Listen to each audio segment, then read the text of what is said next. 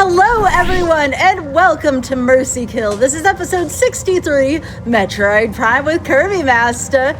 Few announcements here on behalf of Games Done Quick. SGDQ 2023 is coming up May 28th through June 4th in Minneapolis, Minnesota. If you're interested in attending the event, registration is now open until May 3rd. Go to GamesDoneQuick.com for more info. And if you've missed any of our PAX East 2023, this weekend, starting at 1 p.m. Eastern on Saturday, we shall be broadcasting our speedruns recorded on the PAX East speedrunning stage that were recorded live at the event. And with that being said, Kirby, how are you doing? It's wonderful to have you here. Yeah, I didn't know that you were carrying like a scythe until I turned on a GDQ stream, and I'm like, whoa, you look very menacing with it. Oh, I mean, it's not real. It's plastic. Yeah. So yeah. I'm Kirby. I've been on the show a few times with various hosts, all equally awesome hosts. But today we have me and Skybills, and I'm going to be doing a speedrun of 100% Metroid Prime, which I have... My PB time was 8 years ago. I'm sure I've done a few runs here and there since, but I don't remember, so it's probably been a really long time since I've done a run-through of this speedrun route, period. So Skybills, you've recently played this game on the remastered version, right? I did. I absolutely enjoyed it. And I don't want to make you feel old or make the run itself feel old, but here are some things that Richard told me before stream. The last time you ran this game, 8 years ago, here are the games that were new at the time. Undertale, the original Super Mario Maker, and Rocket League were all new when you last ran this game. Oh boy. That's hilarious. To get around to your point, though, no, yes, I have played this recently. I would absolutely recommend the remastered version for anyone who hasn't played it yet. I do want to give a little bit of a content warning here before we start.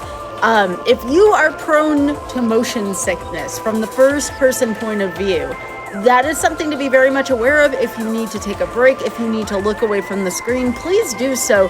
This game really makes you feel like you're in Samus's shoes in every step of the way. So now, with that being said, 8 years ago you ran this. What is the lore behind you running this game, Kirby? Oh God. Oh God. Okay. So I was at the summer camp. This goes all the way back to how I learned about speedrunning. Oh. So back in a summer camp, I was talking to someone that I don't even remember his name. It was like so long ago, and he was like told me about this website called Speed Demos Archive and Metroid2002.com, which Metroid2002.com kind of originated from people wanting to learn how to break Metroid games, and it started in the year 2002. This is the release date of Metroid Prime.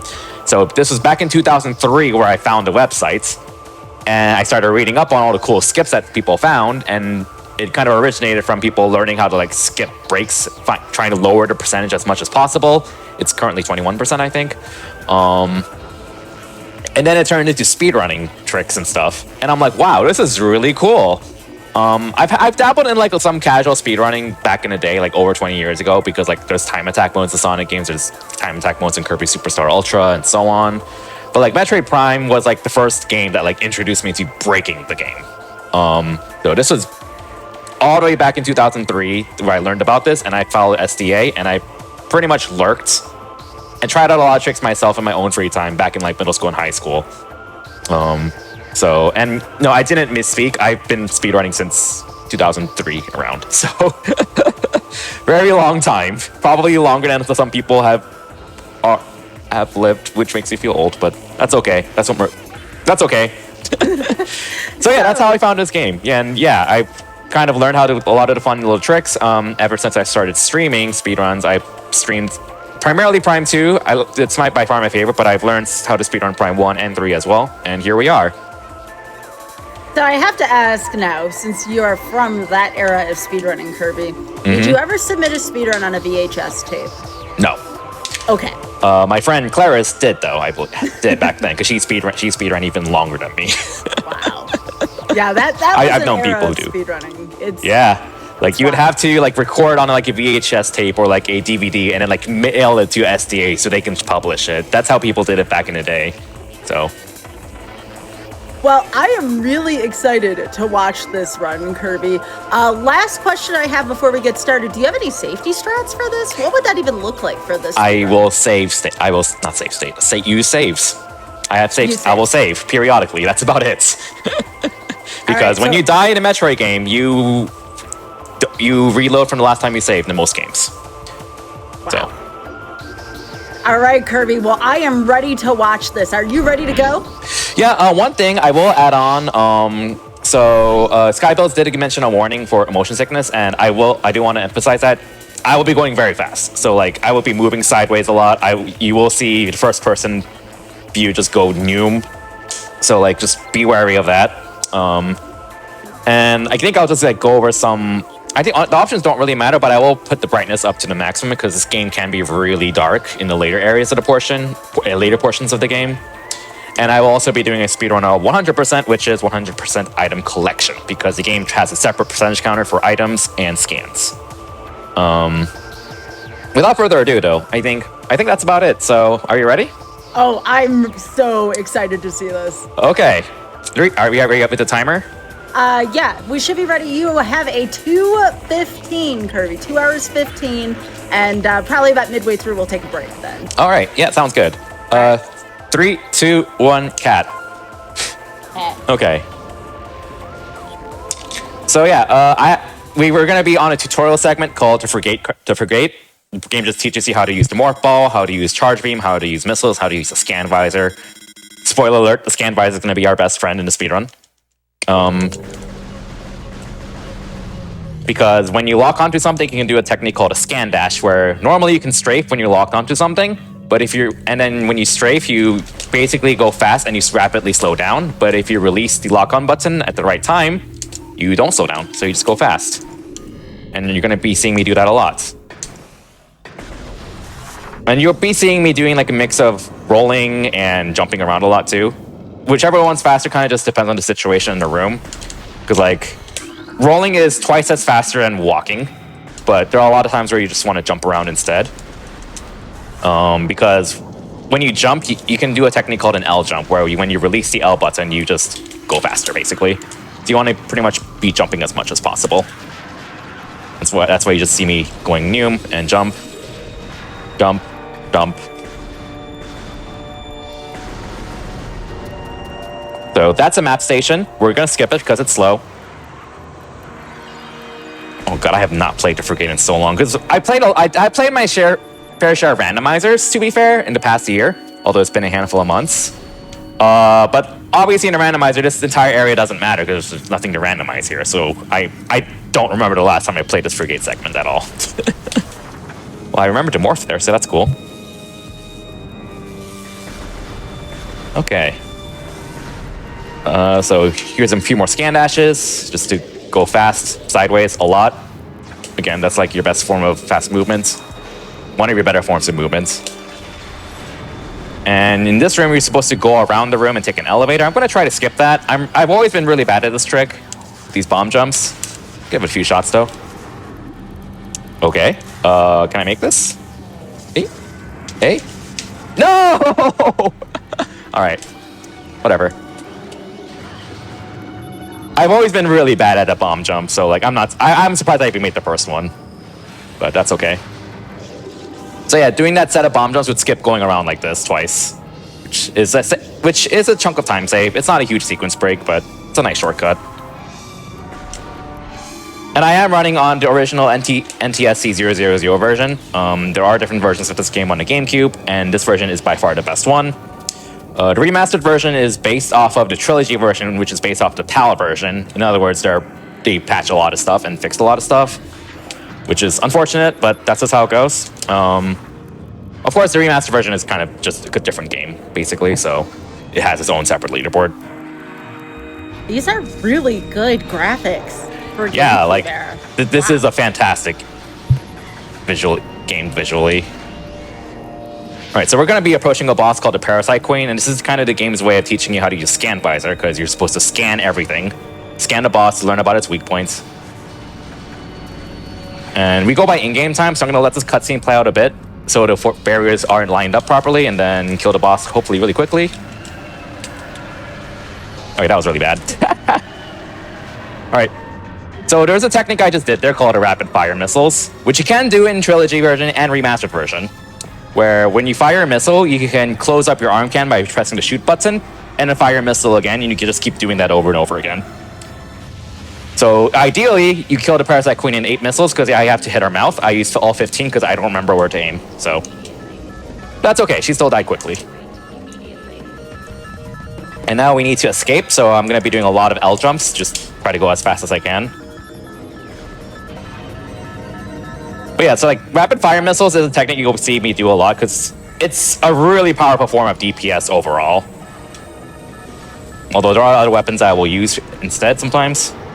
By the way, current speedruns on this version, you go here to go out of bounds and save like a minute. I don't know how to do that. That was something that was found like probably like 4 or 5 years ago, but I haven't ran the game since, so.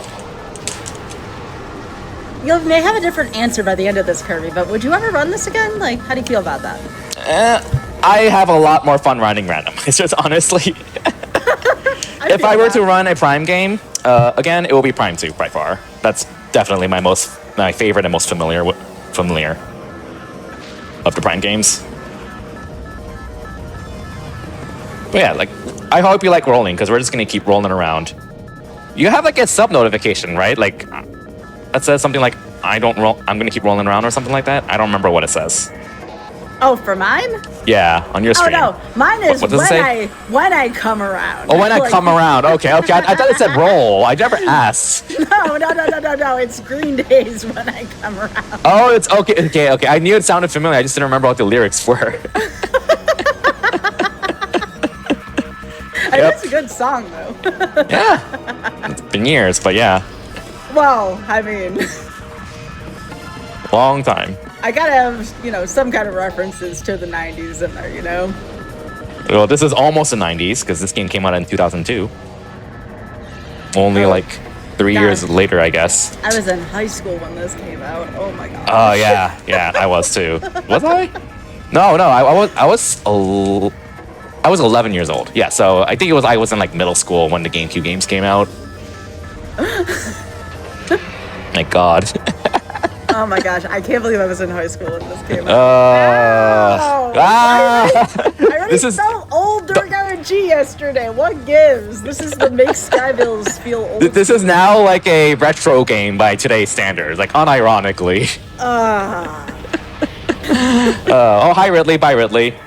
Bye Ridley. Bye Ridley. All right, so this is one of probably 3 times we're gonna use the grapple beam, because grapple beam is actually pretty important casually, but with how much movement tech there is, you just skip it most of the time. All right. Spoiler alert: Samus is about to lose all her items. Oh no! Really? Oh It's no! only the plot of every Metroid game. Yeah. So in Prime 1, she loses it from a random shock. In Prime 2, she literally gets mugged. And I've seen people complain that Prime 2's explanation makes less sense than Prime 1. I'm like, really? She got literally mugged in Prime 2. How is that? How does Prime 1's make more sense than Prime 2's? I mean... And in Prime 3, she never loses her items. She just starts with fewer items. There's no explanation in Prime 3. I believe that's called Nintendo logic. That's Nintendo logic right there, yeah. Anyway, so we're almost done with the tutorial segments. Again, there is a way to go out of bounds and skip a lot of backtracking with the escape and save over a minute. But I don't know how to do it, so. By the way, I know we just had the Mario movie come out recently as of this cast, but I feel like Metroid would lend itself to a really awesome movie. I really hope I could see it being good. I could also see it going very wrong. Oh no. I could see it going very wrong. One case of it going wrong is Other M, because it literally had... I'm not going to get into too much detail, because I know it's a controversial game. Not controversial, but polarizing game, but it literally has a movie mode. Really? So, yeah, the game was advertised for its story, and... Yeah, after you beat the game, it literally has a movie mode where you sit down and just watch all the cutscenes. Oh, that's cool. So, the concept of it's actually kind of cool. It's just the game that's... Yeah. I won't get into that. So, we're finally playing the real game. By the way, Skybills, do you remember when you get the space jump in the normal game? I remember it being like, I remember saying, I wish I had this sooner, so... Because we're about to get it. All right, there it is. Oh, Kirby! That's not fair! So yeah, there's like, this game is logically, not logically, but in terms of the natural sequence, this game is kind of split into 3 segments, kind of. There's the Chozo Ruin segment, the Flagor at the end, the Vendrana Drift segments, and the Phase on Mine segments. And you're supposed to get Space Jump at like the start of the second segment, basically. So we basically just got like an early mid-game item. It's our first item. And now we're just kind of going straight to Chozo Ruins and blitzing around at the speed of sound. And then you can kind of see a lot of the movement tech kicking in here, because I'm just jumping around a lot really fast with scan dashes. So what you're supposed to do at this point is you're supposed to go get the missile launcher from the Hive Mecha fight. That's the fight where that spawns like a bazillion bees in it, and you're kind of on a platform surrounded by poison water. Yeah. Thankfully, this game doesn't check which missile you get. So if you just get a simple missile expansion, then you can use missiles right off the bat. So that means we're going to grab this missile tank here that one in the cutscene that requires grapple beam and requires Vario Suit, grapple beam, and wave beam to get normally, but we're just going to get it now and skip the Hive Mecha fight for now. I missed the scan dash. Yeah, you can get a ridiculous amount of speed with dashing in this game. So let's try this again. There we go. All right, now we have a missile launcher. That was cool. Yep. And conveniently enough, the next item we're supposed to get is right here, which is the Morph Ball, which requires missiles to get. So we just skipped the giant detour. Okay. I'm going to shoot these to be a little safe, because these do damage per frame. And if you're kind of unlucky and walk through them, you might just lose like 100 health, and we kind of don't have 100 health. There's a boss here, by the way. We just skipped it. Dave's in chat, Kirby. Hi, Dave. So yeah, we just got Morph Ball. Cool. Wow. All right, so we can skip the trigger for this boss. Again, we go by in-game time for this game, and cutscenes don't count. So activating doesn't really lose you time. Well, okay, I think there are ways to skip it that are still faster, but I'm old. Okay, I'm just using old strats from like 10 years ago. But that's what the joy of Mercy Kill is, exactly, right? Exactly. This is like an archive of old strats. I embrace that. All right, nice shortcut here to just climb up here, because normally you're supposed to go all the way around the room like twice to get up there, but nope, we have space jump. We're just going to skip all that. So now the intended sequence at this point is basically we're supposed to go grab bombs and charge beam, and then go fight Fla-Ra-Ra-Ra-Ra-Ra, however you pronounce his name. What? Fla-Ra-Ra-Ra, the plant boss. Yep. I challenge chat to spell his name. I can guarantee half of chat will spell it incorrectly. Oh, yeah. Yeah. Just kind of jumping around at the speed of sound. So yeah, you're intended to get bombs, charge beam, and then fight Flagor to get Varia Suit. And we're actually going to stay in sequence We're actually going to stay in sequence for now, because bombs and charge beam are really important. Oh, by the way, there's a missile tank here. So it's funny that in the 100% speedrun, at least with the route that I'm using, your health is like really restricted early on. Whereas in 90%, you kind of go out of your way for like an early energy tank or two. But in 100%, you're better off getting those energy tanks way later during cleanup. So we're actually going to be running around like the first half of the game with like 2 or 3 energy tanks the entire time. Because it's just inconvenient to ever get any of them outside of cleanup, really. So the early game 100% is actually kind of more dangerous than any percent in a sense. Like, get that charge beam! Okay. So yeah, charge beam is a really powerful weapon. It is worth the detour to get this even in any percent, because it's just so powerful in this game, in all the Prime games. So for reference, a missile does 30 damage in all 3 Prime games, actually. And charged power beam does 50. So it does almost double the damage of a missile, fully charged. Granted, there are cases where you'd rather use missiles, and there are cases where you'd rather just use only charge beam. But it's just a really powerful weapon for just DPS in general. And usually, you're better off just spamming charge beam a lot, because that's usually your best form of DPS on enemies that are inconvenient to kill with missiles and such. I'm gonna go safe to be safe.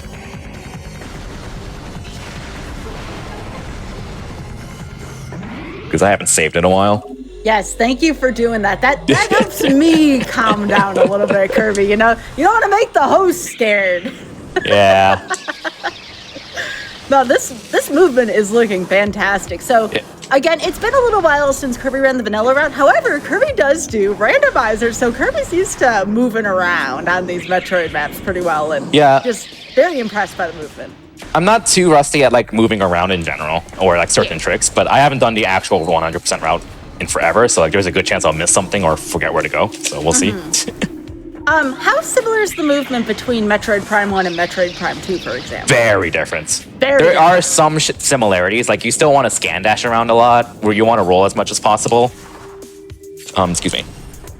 I think the biggest difference is that the reason we can go so fast in Prime 1 is that there's no horizontal speed cap. In Prime 2, you have a horizontal speed cap, so scan dashes and stuff are way less effective in Prime 2. They're still very useful, but Prime 2 just isn't as fast in general. But there's a lot of other things that Prime 2 is a lot better about than Prime 1 in terms of movement and tricks. For example, like BSJs, which allows you to do a space jump out of a bomb jump. It's a lot easier to do that in Prime 2 than Prime 1. Stuff like that. Also, so they have some similarity of tricks, but also are quite different. For folks that are new here, so this is Mercy Kill. This is supposed to show off Rusty Run, so you get a chance to really embrace the old strats, because someone was asking, like, how do the strats change? Most of the time, the answer for that question on the show is a lot, especially because it's been 8 years since Kirby has done so.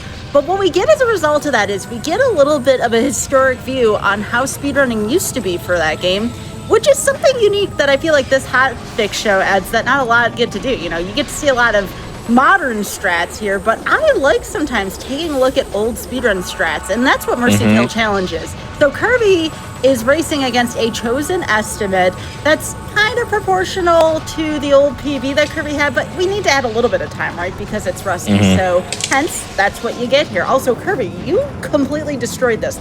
I struggled with this very casually, I didn't know what to do at first. Yeah, it's an interesting fight if you don't know how to cheese it, which you can cheese it by just jumping on it. That requires a slope jump casually because you don't have space jump. A slope jump, in other words, is you press against the slope to get height. If you know how to cheese it, the boss is effectively an autoscroller, that random autoscroller, because you can't control when the button shows up.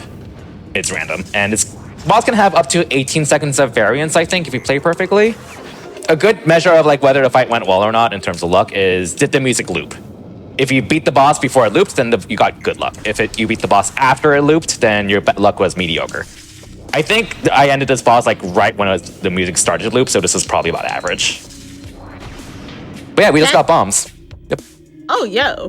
Chat's making me want to do one time do a show with comparison where we feature an old run and then a new run. Oh no! Like with old strats versus new strats, like just back to back, just to see what the differences are. That would be neat. At some point. That's a good idea.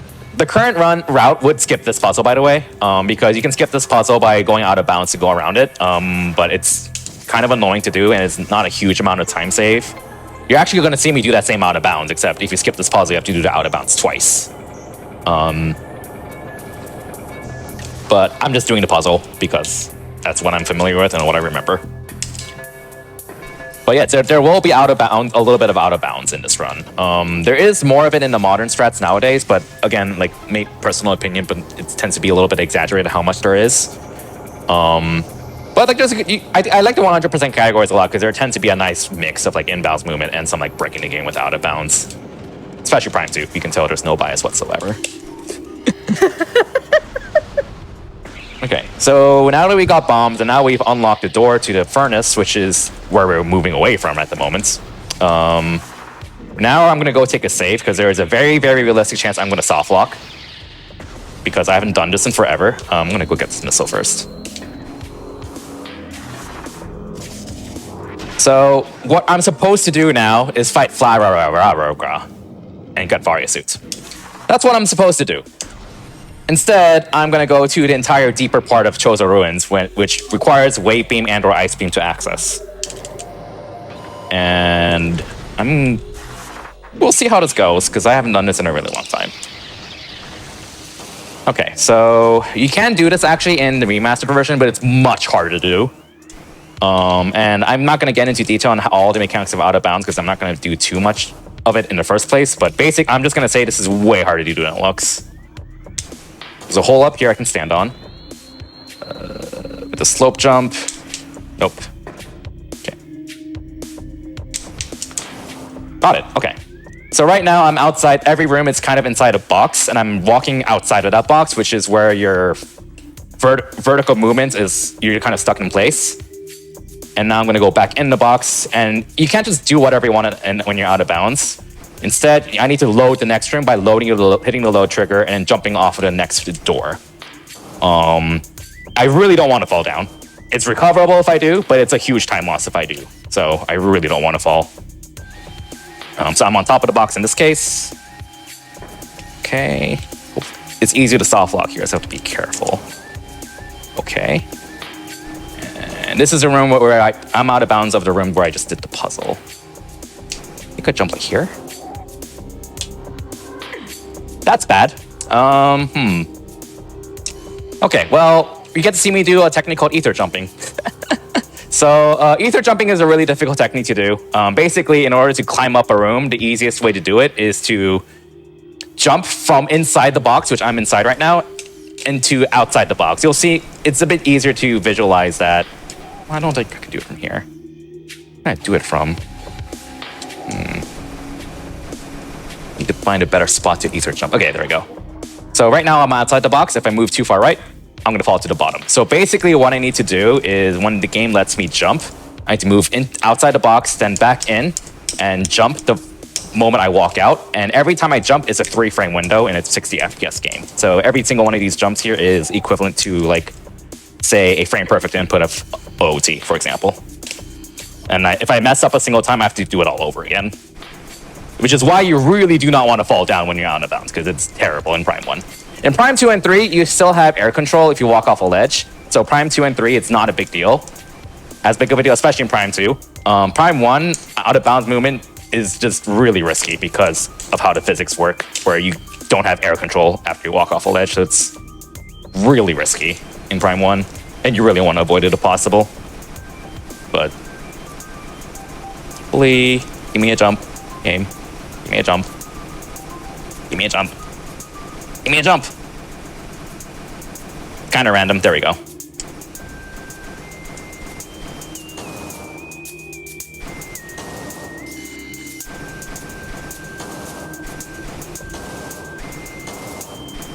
Okay, now I'm on top of the room.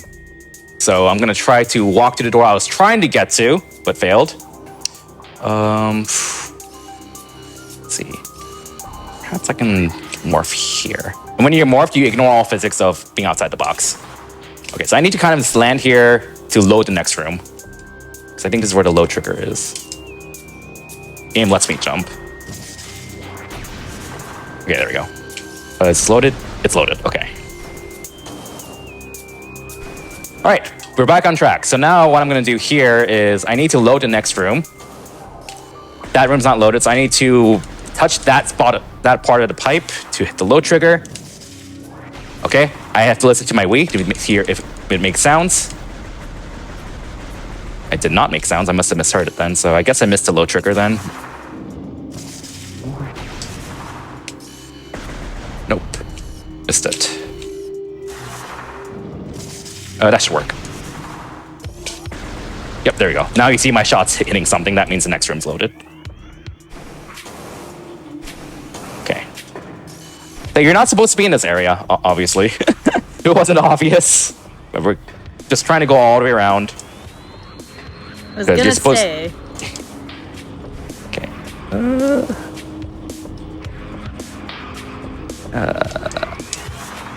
Let's see.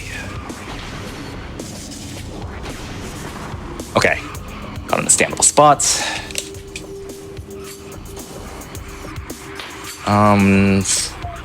Need to land on that spot. Good. Next door.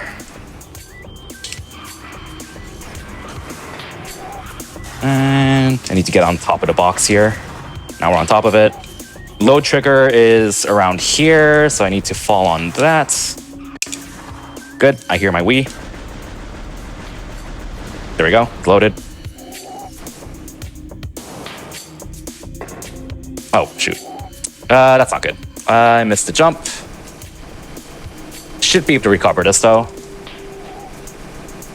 gonna take a bit though. It's still loaded? Yeah, still loaded. Okay. How's your day going while we wait for the game to let me jump?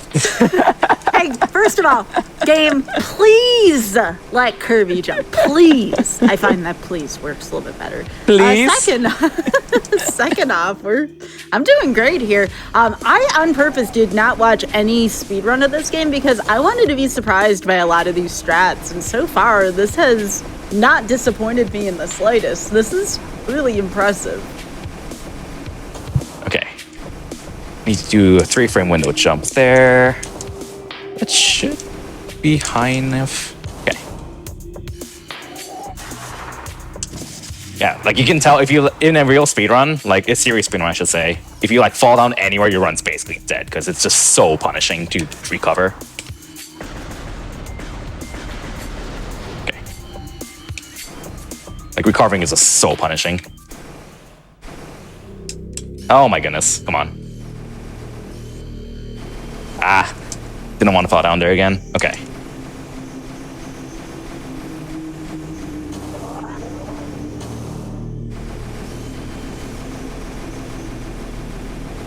Come on. Come on. Let me jump. I'm sure there are better ways to recover. I don't remember, so just trying to go by instinct, I guess. Fun, please. Yeah, the game's like so when you're outside of the room's box, you're in what we call ether, which is kind of a term that we called it, carrying over from NES Metroid. And when you're in ether, the game just very slowly floats you vertically upward.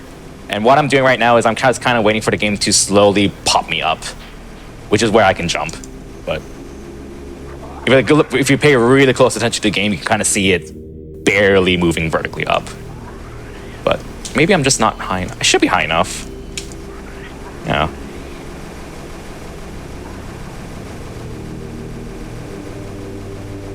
Oh, there we go. So, there we go. Okay. Give it another shot. Right. Okay, make sure this is loaded. It is. Okay. Cool.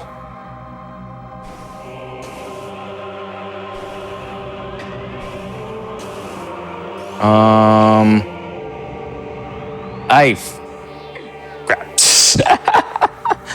That's pretty bad. Let's see if I can recover this. Hey, chat, Okay. can you do me a favor? Can you please post cats in chat? Yes, Can we post get some cats. for Kirby? Kirby loves cats. Okay. I don't remember what the exact low trigger is for the next room, so I'm just gonna maybe just retrace my steps. Alright. This saves a pretty big amount of time, although with the mistakes I made, this route I would have lost the time this route saved, but it looks cool, so. And the route just flows really well with this skip. Okay. Remember, every one of these jumps is a 3-frame window in a 60 FPS game, so it's a blind 3-frame window. There is no visual cue for when you actually need to jump. Okay, come on.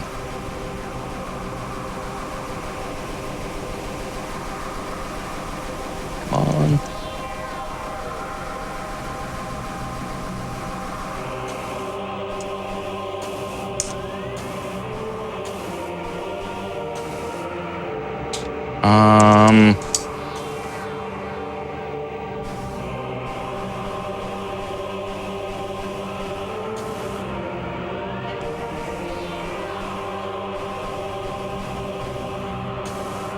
I don't know if I have the low trigger for the next room, so I think I'm gonna retrace my.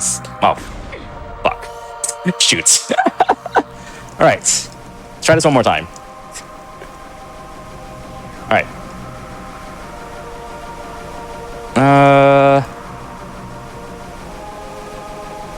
Because this took a really long. Learning this route takes a really long time because you have to learn how to navigate out of bounds in the first place, and it's just not intuitive at all for all the Prime games. All 3 Prime games. The general physics are similar in all 3 games. So like learning how to navigate how low triggers work, how to transition the room, which is basically telling the game that you're in the next room, how the ether physics work, all translates over between all 3 games. But Prime 1 is kind of the most obnoxious because a single mistake means you fall all the way down.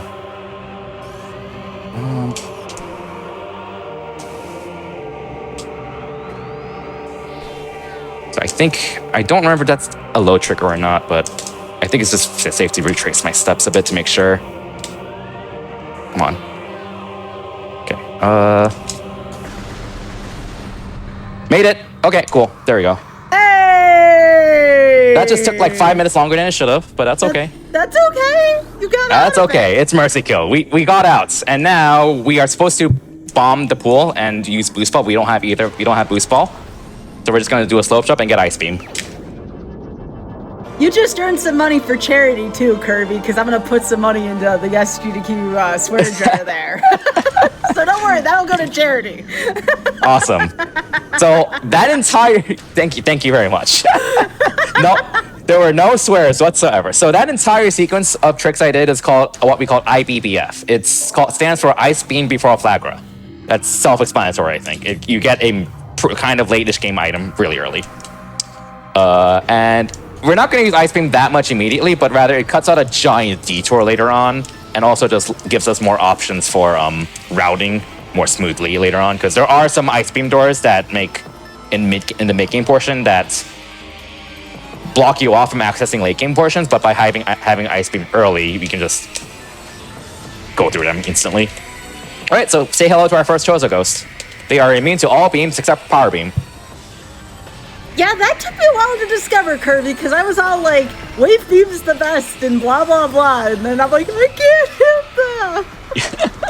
The annoying part is that once we hit this trigger, I don't remember if it's getting Ice Beam or if it's activating this cutscene, but Chozo Ghosts will start spawning in like almost every one of Chozo ruins, and it's really annoying. Oh, yeah. But no, I did. Okay, so I know this seems really silly. I was following the Super Metroid lore where, like, once you get an upgraded laser, you don't have to go back, right? I did not realize you had to keep changing between weapons until, like, I faced the different colored space pirates. You know, you have the one for the power beam and the one for the wave beam and all that.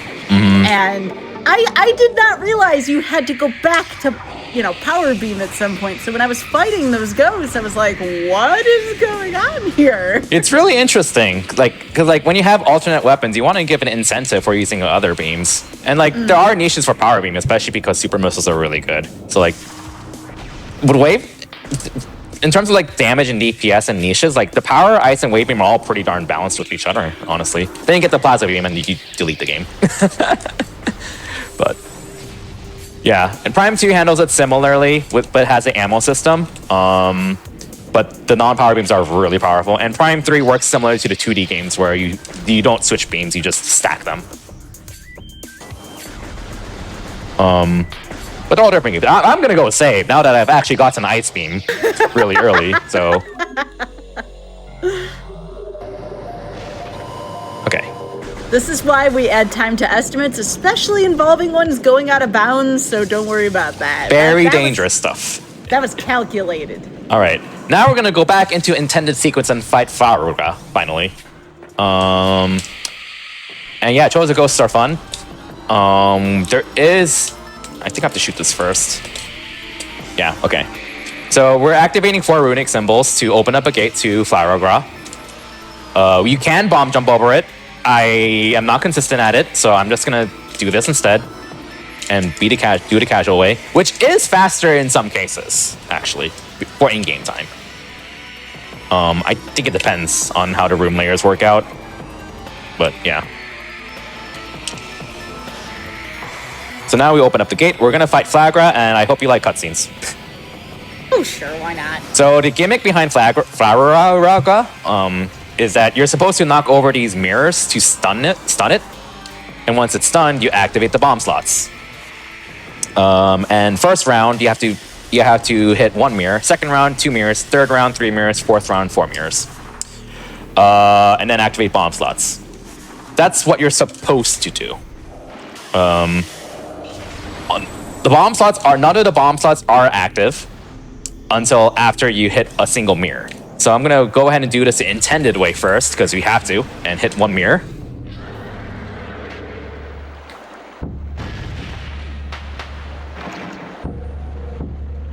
And then boom, this bomb.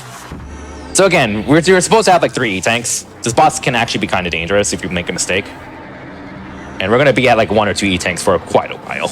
Just due to how the routing works out. Perhaps I should have made a short detour for an extra energy tank. But too late to worry about that. Okay. That's not it.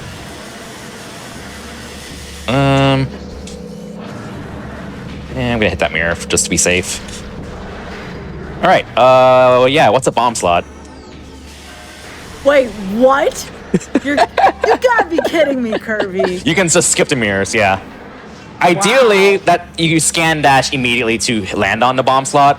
Maybe I can do it this time, but I don't remember the exact angle, so I'll probably fail miserably. But that's okay. I'll just go for it because it's cool. This is ridiculous. Oh, shoot. And it goes like 80 health. This is a little sketchy.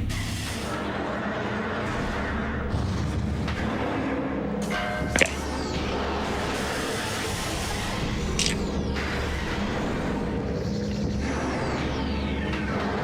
So we are at about 40 health, so that is not scary at all. But that's why I saved. So we only have to hit 1 more bomb slot. I'm gonna stun him immediately because it's the last bomb slot. Okay. Yeah, it's there. Okay. And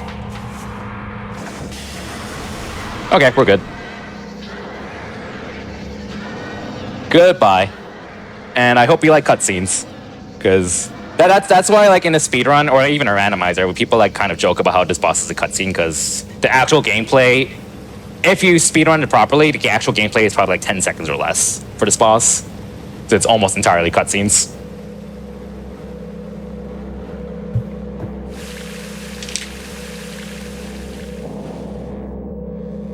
Oh, Skybills.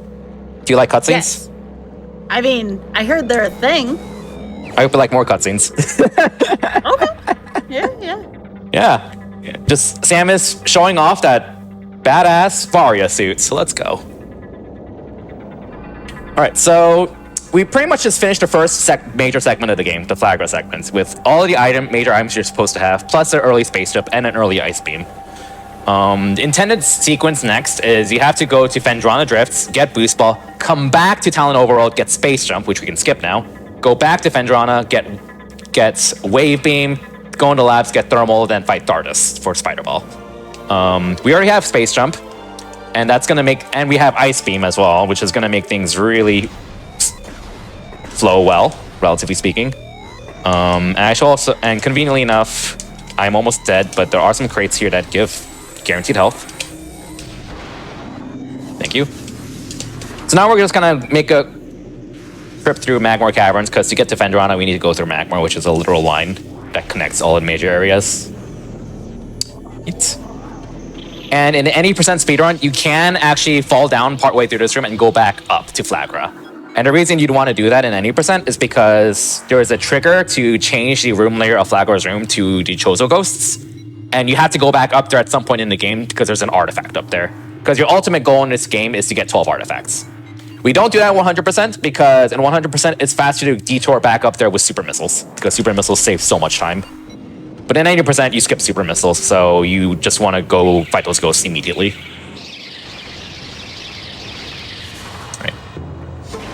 Alright, let's go ahead and do another save here after that slightly clutch Flagra fight. Okay. I know what you were thinking, Kirby. Wait, what was I saying? I'll let you know on break. I can't say it right now. Okay. Alright, so Magmar is kind of just a side area where we just kind of go through it. There are items in this area, so we're going to pretty much clean up the entire first half of Magmar because we can. There's a bit of debate on like whether this artifact's intended to have super missiles or X-ray, but you can just blow this up with 2 missiles, and that they kept it in a remastered version. I don't know why, but yep. Like you can argue this is intended to, you're intended to wait until you get super missiles because the game says this is the 8th artifact out of 12, but they've also kept in the fact that you can just boom it with 2 missiles and not care. So who knows? I don't think anyone will ever know besides like designers. Now we just go fast. So one thing I'm doing a lot of times is something called an R jump, where the reason why scan dashing works so well is because there is no sideways speed cap in this game. And when you R jump, what I'm kind of doing is I can't scan off of something, but I'm rotating Samus and gaining speed sideways. So if you have the space to do it, you want to R jump as much as possible if you don't have something to dash off of. Also, there's a missile tank in there. We're gonna grab this. And we're also gonna dip into this area here to grab another missile tank. And defeat the Triclops. Just let them enjoy their snacks. No, you didn't hear that. Okay. So again, it really, whether you want to like scan dash everywhere or R jump everywhere or roll around at the speed of sound, it really just depends on the room. Because like if you need to jump a lot, you don't want to roll because unmorphing and morphing costs time. Or if you need to shoot something as well, you don't want to be in morph ball because bombs are slower than shooting. But it really depends. Okay. Oh, where did the Triclops go? We were giving them nice snacks. They're gone. That feels bad. Alright. These puffers are really dangerous, by the way. Like, when you kill them, they have green fog that will hurt you, and they do a lot of damage. So you kind of need to be a little careful. Alright, so this room is called Monitor Station, and you're supposed to kind of go around it like twice and climb up the room, but we're going to skip all that by jumping on these conveniently standable rocks here. There is a faster way to navigate this. I don't remember how to do it, so I'm not going to bother. And probably in like 30 minutes into the run or something, we're finally getting our second energy tank. Hooray. You don't sound too enthusiastic about that. I'm a little scared because I'm going to be running around 2 to 3 E-tanks for quite a while. And, ooh, it is scary. Okay. And now we're in Phendrana. So, again, what you're supposed to do is go get Boost Ball, go back to Talon, get Space Jump, go back to Phendrana, get Wave Beam, and then go to the Pirate Labs. Boost Ball is, like, pretty much right next to the Pirate Labs. So we want to get Wave Beam first instead of Boost Ball. And we can get Wave Beam immediately because Wave Beam doesn't directly require Boost Ball. It just requires Space Jump casually. So we're just going to go grab Wave Beam immediately first. Okay. So there's a nice shortcut I can take here. Since Skybuzz' playthrough, she missed this platform here for a while. Totally not making... I was so sad. I was so sad about that. I was so confused as to how to jump in this room. Yeah, don't mind me doing a sketchy slope jump to skip that. Again, as a reminder, slope jump is a term where if you press up against a slope, as you jump, you gain extra height. Very useful technique. It's a really difficult, non-intuitive technique because like there isn't really a good visual feedback on like if you've really done a good slope jump or not. So it's hard to tell if you've done like a good slope jump or not besides, oh, you made it up there. So it's unironically probably one of the harder techniques to learn in the Prime series, in my opinion, just because it's just not super intuitive. And like to someone who's not familiar with speedrun, it just looks like I just did a normal jump. So like you wouldn't know that I did a slope jump unless I pointed it out in a lot of cases. Okay, make this cycle. Gaming. So those blocks respawn. I have to be really fast to make this before they respawn.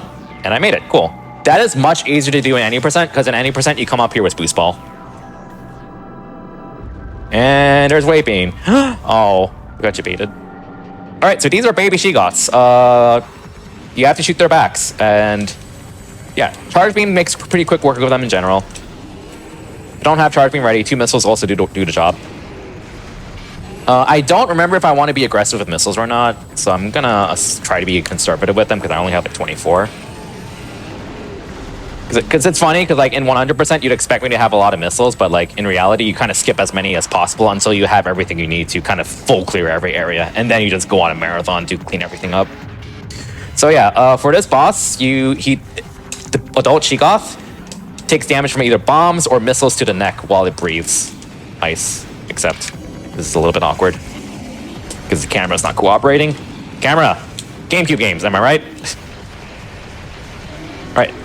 She's dead. She? I don't remember if they're called adult Sheegoths or mother Sheegoths.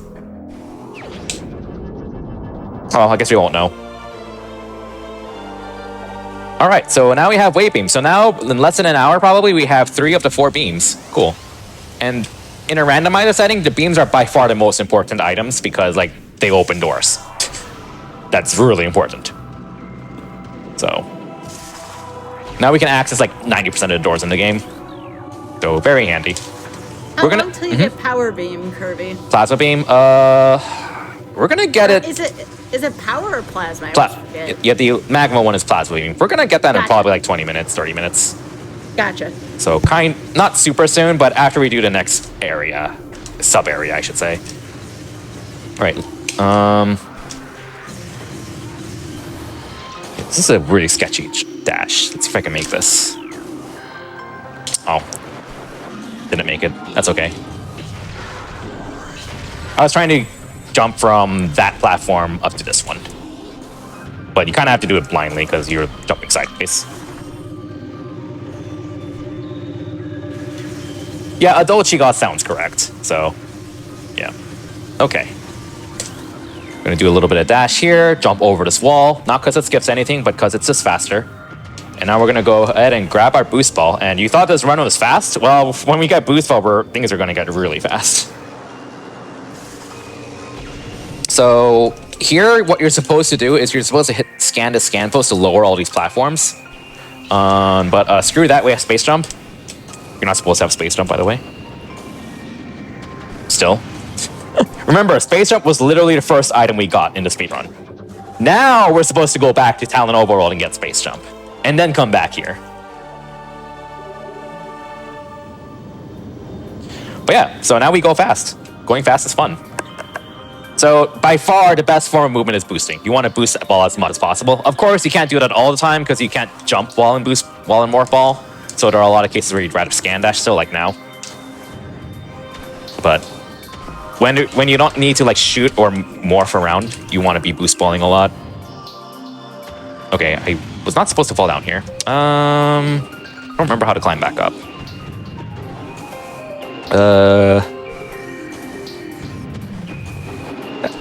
I probably overcomplicated that. That's okay.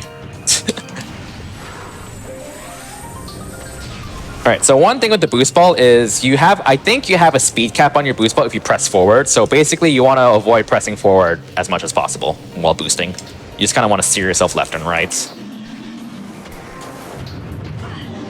Can I borrow your back for a second? Thank you. And now we already have wave beam, so now we can just yeet ourselves into the pirate labs, which is a very scary area given we only have 2 E-tanks.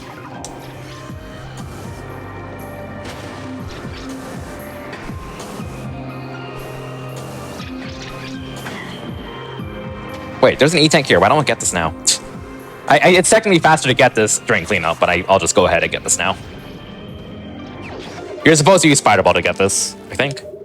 So this room here is like a really big room where you're supposed to hit these bomb slots to raise the water level and then climb around these platforms repeatedly. But I'm skipping all that with this series of slope jumps here.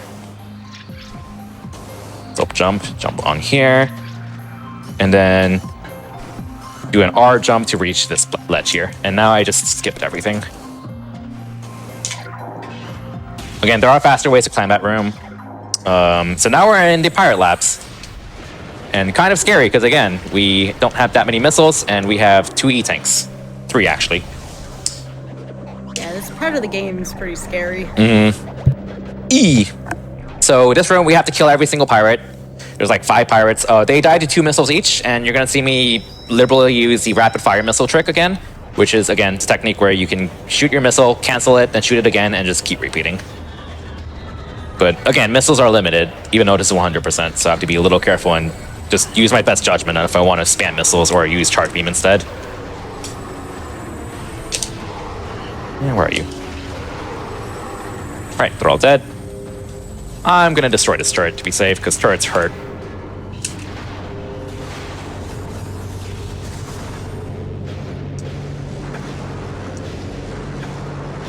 Okay. Next room, Gonna be doing a series of climbs because Prime 1 really likes his vertical rooms. Hopefully the pirates don't badger me too much while I try to climb. Okay, we're good.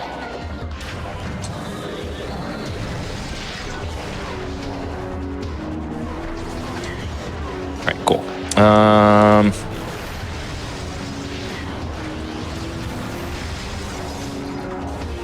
There is a missile tank we just passed by, but we can't get it, not until we get super missiles. We're gonna have to make a slight deep backtrack to grab it.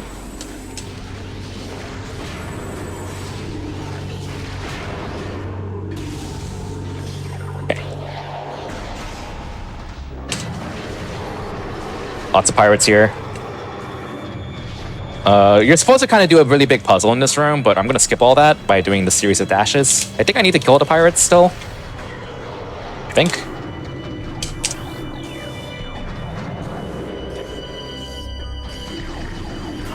Nope. Where are you?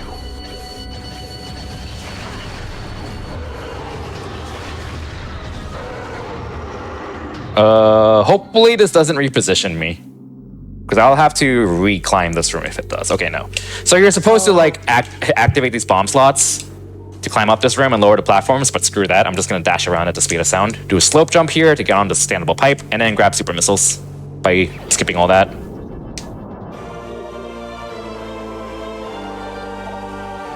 Yeah, I'm sure you might remember how annoying this room might have been to puzzle out. Just a little bit. Just a teeny tiny bit. Well, glad to know that the speedrun skips all that, so that's cool. Okay, so again, I'm making a minor detour here because there's a missile tank we passed by that requires super missiles. Hey. This one right here. And we go back. And hopefully we don't take too much damage. Okay, we're good.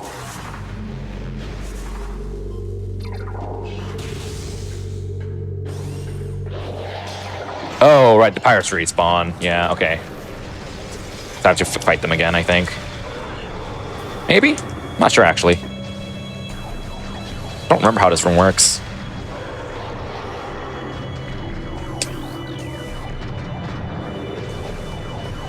I guess I'll kill them to be safe.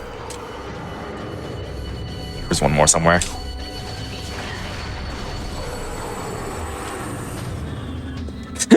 We get to see this cutscene again, I guess. I thought you liked cutscenes. Yeah.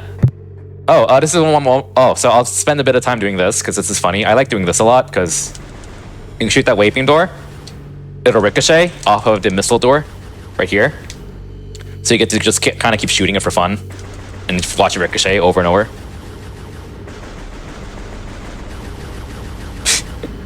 I used to do that so much when I was little.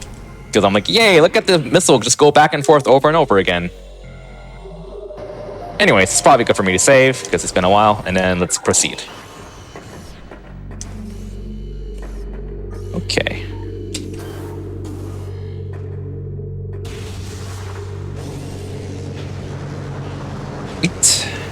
And now we're going into a room called Control Tower, I think. There is an artifact here. It requires plasma beam. We are gonna get it without plasma beam though. But first of all, there is a trigger for a really long pirate fight coming up here. I'm gonna skip it, so I need to inch forward until my arm cannon lights up. There. Then, because that's just before the trigger. Then, just before the trigger for the pirate fight, and I'm gonna jump over it. And no pirate fight. Cool. And I'm gonna shoot this by jumping over the wall and fail. Let's try it again. I think I have like a setup for this. So you're supposed to get into the tower, the other side of the room's tower, melt the ice, and then shoot that pack of dynamite. But we can just kind of shoot over the wall instead with that specific shot. I believe you can do this in the remastered version too, although it's a lot more precise. If it wasn't obvious, we're completely full clearing the pirate labs right now. So we are never coming back here. We have all the tools we need. This is on one very far edge of the game, so like that's totally understandable. Yeah, like this entire area is like for lack of a better word, really linear. Like, there's no shortcuts anywhere, so you do not want to have to come back here ever again. Because if you come back here, you pretty much have to go through every single room again. But thankfully, like, most of the items don't really require much besides, like, Plasma Beam, which is easy to work around in that case. Okay. Oh, did you know Metroids are in this game? I heard about them. Well, here's our first Metroid. Oh, look at it. It's so cute. Totally not gonna try to eat us. Should we free it? Oh, why not? What could possibly go wrong? What could possibly go wrong? Okay, it's freed. Bye. Okay, so we have to wait for Alfred. I think that's what one of the runners calls that pirate. I think he names him Alfred. I don't know why. There's a few runners that gives these pirates interesting names. Like, there's a pirate that you have to wait for to break the glass there, and he has a name. I don't remember. And we get our energy tank. Let's go! E. E. Okay. And now we're gonna go get Thermal Visor, which is so this game doesn't really have any like hard checks for your visors, with one exception. In other words, you can completely skip Thermal Visor because everything that requires Thermal Visor doesn't actually require it, as long as you memorize it. Same with X-Ray Visor, except with one big exception. But this is 100%, and although even if this were not 100%, we'd still get this because Thermal Visor and X-Ray Visor save a lot of time for the last boss, even if you don't strictly need it. So. And now, what you're supposed to do is go back through the 15 rooms of the Pirate Labs and then fight Thardus, the big rock boss. That's what you're supposed to do. Which is a huge detour and takes very, very, very long. Or, alternatively, we could just go through this ice beam door that we conveniently have. Goodbye. And that's why we get ice beam early. Now we're on the other half. Yeah, it saves a lot of time. Now we're in the other half of Phendrana. Don't tell me you skipped Thardus. He drops Spider Ball, so you have to fight him. Okay, that is my least favorite boss in the whole game. My goodness. I won't fight him soon. Struggled. But yes. Yeah. Any percent skips it completely though, because you skip the Spider Ball in any percent. Oh yeah, so that door is the path to Stardust. We do want to fight him. But first of all, this is probably the only part of the 100% route that doesn't really have a good flow to it, honestly, but it can't be helped. Because we're about to make like a 5-room detour to grab Plasma Beam. But it's Plasma Beam, we want it, so it's very important to grab. So we're gonna dip into Magmar Caverns really quickly, get like one item on the way to Plasma Beam, get Plasma Beam, then go all the way back to Phendrana. Because Plasma Beam is just really important to grab. Now, for anyone who hasn't seen a Metroid Prime speedrun, you might be wondering, well, Plasma Beam's supposed to be a really late game item, isn't it? Yeah, it is. It's like the third to last item we're supposed to get in the game. You're not supposed to have it for a very long time. But we're gonna get it. But before that, I'm gonna go ahead and get the item in this room. There's an E here. And you are supposed to use Thermal Visor, which I do have. I should probably use that. To activate these thermal nodes. And that activates a bit of a puzzle that you can do to grab this E-Tank. You can go out of bounds to skip this and get the E-Tank. It's very difficult, to my understanding, and doesn't save a huge amount of time. Saves more real time than in-game time, I believe, because of the cutscenes.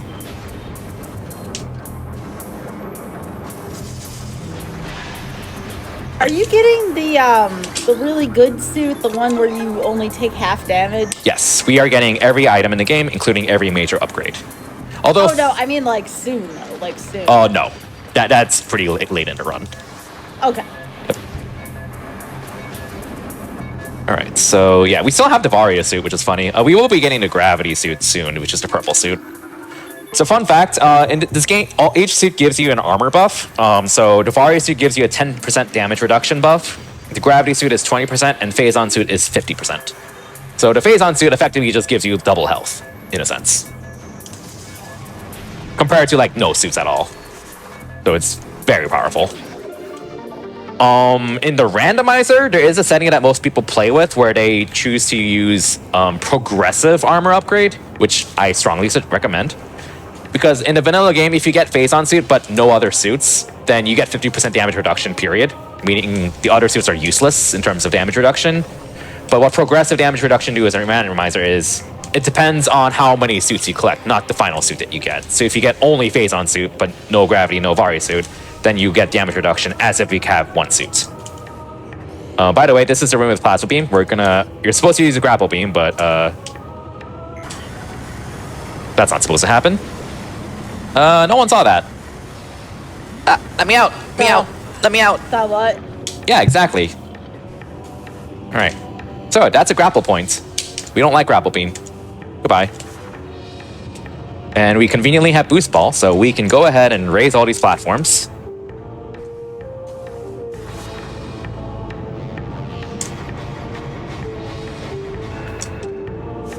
Okay. And I have mentioned a randomizer. There are options to like make the logic not require any tricks whatsoever. Although I will say that there are some cases where like tricks are actually easier than like doing stuff the normal way, honestly. But it's easy for me to say that, admittedly. So there are options for any and all skill levels. And in Randomania, which is the app that creates seeds for Metroid Prime 1 and 2, has sliders for every individual trick. So if you're really good at scan bashing, but terrible at slope jumps, you can make your seed not require slope jumps at all, but require scan dashes. So that is an option.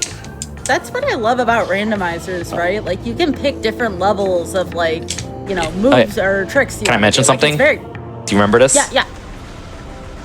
Yes. All right. Oh no. Come on, Kirby. We just did a series of slope jumps to pretty much skip all that to get plasma beam, because we don't have spider ball. All right, now we have every beam in the game. Cool. And now we're just gonna go straight back to Phendrana. Yes, that way. Okay. Do you want to take a break after you get spider ball? Oh yeah. What's the time at? Let's see. I'm gonna double check with Richard here just to make sure. Because I'm not gonna fight Thardus immediately, but I will do it soon-ish, probably in like 10 or 15 minutes. Oh, that's perfect then. Yeah, that'll work. So yeah, we'll break after spider ball. Yep. Yeah. So a plasma beam's kind of powerful. It's pretty good. It's kind of broken in this game. Like the only reason you wouldn't use it is if something's immune to it. Which, spoiler alert, there are enemies immune to plasma beam, quite a few. But it's still really powerful. I believe the damage values for your charge beams, I think it's 50 for power beam, 40 for weight beam, 60 for ice, and 100 for plasma, I think. So like charge plasma beam is like as powerful as 3 missiles, basically. It's ridiculous. So yeah, we can fight Thardus, but we're not going to yet. We're supposed to use Spider Ball to get up there, but we're gonna skip it with a slope jump. Goodbye. And now we are gonna go clean up half of Phendrana right now and just go on a world tour. This is kind of part of where cleanup starts occurring for a bit, because Phendrana is kind of split into 3 parts. The Pirate Labs, which we just full cleared. The first area, which is where we got Boost Ball and Waving, which we did not full clear. And Far Phendrana, which is the area we just entered. And we are about to full clear this completely, because we have everything we need. And we're also going to go ahead and grab Gravity Suit while we're here. Again, there's a lot of stuff that requires what's it called? Grapple Beam, but we don't like Grapple Beam, so. Such as this item here. You're supposed to use Grapple Beam to get to this corner and shoot this thing, but we skipped it.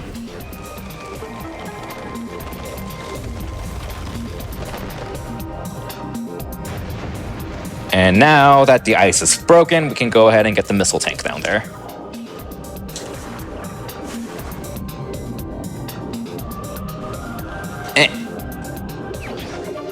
So now we're gonna start raking in the missiles. A lot of them. I don't have gravity suit, so I need to do a slope jump to get out, because without tricks, I'm soft locked. Just do a slope jump. I can remember how to do it. There we go. Oh yeah, I remember being in your stream, Sky, and like, it took you a while to realize you could shoot down the stalactites, I think. Oh yeah. Yeah, I don't blame you. It's a little thing you have to pay attention to when. Well, I just skipped it, so see ya. Nice. All right, so there is also an artifact here that requires a power bomb and plasma beam. We have plasma beam early because lol. We don't have power bombs, so we can't get the artifact here, unfortunately. But you might be wondering, well, you said you're going to full clear this area, aren't you? Yeah, I am. Because conveniently enough, as we climb around this room and skip grapple beam, because grapple beam's useless, there is a power bomb expansion conveniently right there that I'm going to get right now. So yeah, I just skipped like 4 spots where I'm supposed to use grapple beam by doing a series of slope jumps. And now we have power bombs. We only have 1 because we got a power bomb expansion. We did not get the main upgrade. And now we're going to go ahead and boom this wall and get the artifact behind it.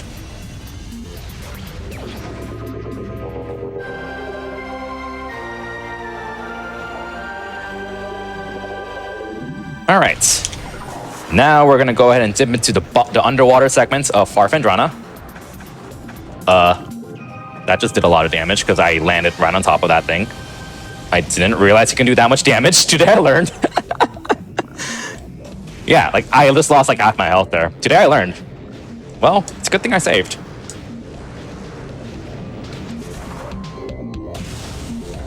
All right, and again, we're gonna skip climbing around this room with a scan dash. So we're going through the back door to Gravity Suit, because you're not supposed to be up here. I just did a scan dash to skip everything there.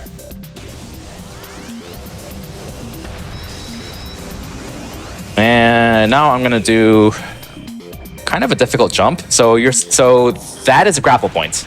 I do not have grapple beam. Instead, I'm gonna do a really tight slope jump into an R jump to get this missile tank early. Wow, first try. Holy crap.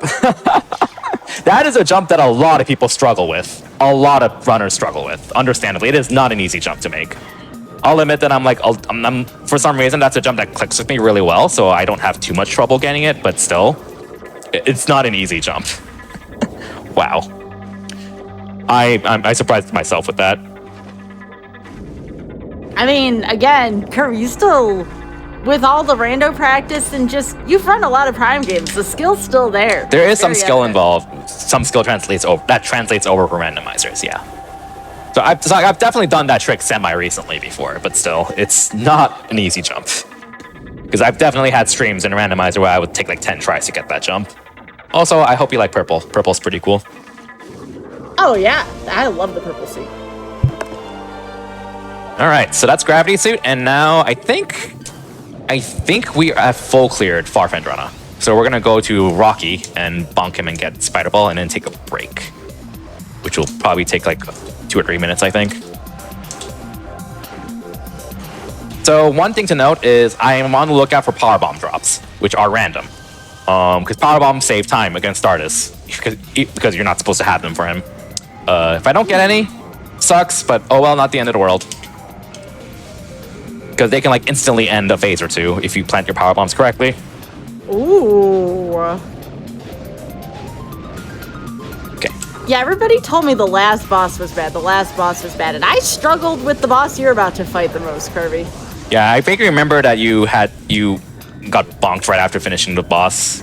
I did. I tried to go back to save, and then I got bonked, as you said, and That's said feels a bunch bad. Of things that are not friendly for this channel. I don't want to add to the swear jar, but you get my drift. Yeah, you know? that's a feels bad. That sucks. I did wish that. I mean, I don't mind like needing to save at save stations, but I do wish they at least had a checkpoint for bosses. That would have been nice, because I know they have like checkpoints for like most bosses and in like Dread and Samus Returns, for example. And they actually have a checkpoint system for Metroid Prime 3. Metroid Prime 3 is where they started adding a checkpoint system to bosses. Actually, no, Metroid Prime 2 has a checkpoint for the last boss as well. But it's mostly Prime 3 where it started becoming a regular thing. Right, so we got 0 power bombs. Hooray, thank you, game. All right, so we're about to fight Rocky. And this boss is funny because we kind of have Ice Beam and Plasma Beam when we're not supposed to. But first of all, I'm going to go get this item here. which requires grapple beam, but we don't like grapple beam, so we're gonna skip. You might be noticing a pattern here.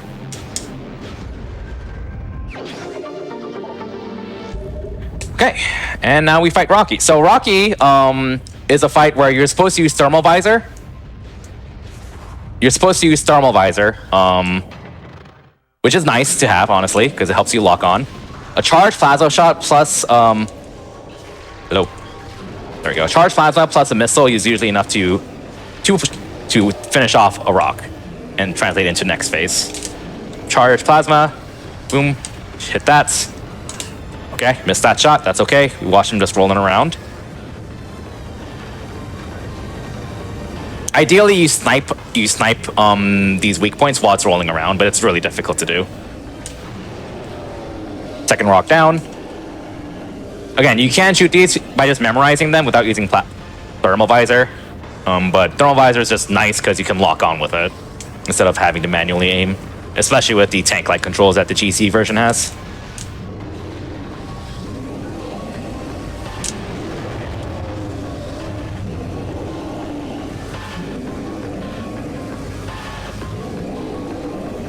And now we wait, because if there's one thing that Prime 1 bosses loves, it's waiting.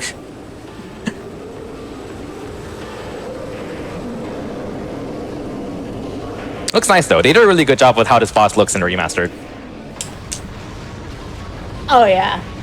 Wow, I got the snipe there. Sweet. Okay. Yeah, so doing this really optimally in a speedrun is really difficult, because you have to just get all these really tight snipes. And I missed that one. But no biggie.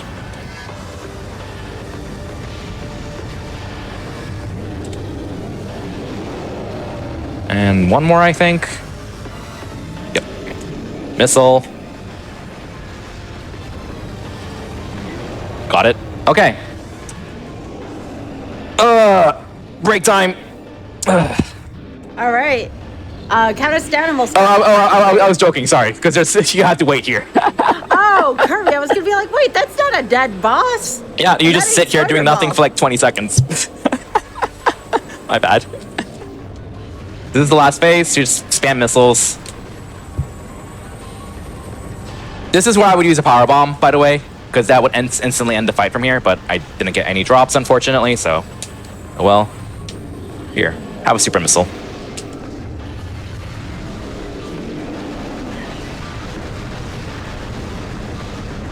I don't know how I took 0 damage from that, but okay. Not complaining. And there you go. So we get to watch Stardust's death cutscene. Go ahead and get Spider Ball, and we can get ready for a break. The actual break. The actual break, yes.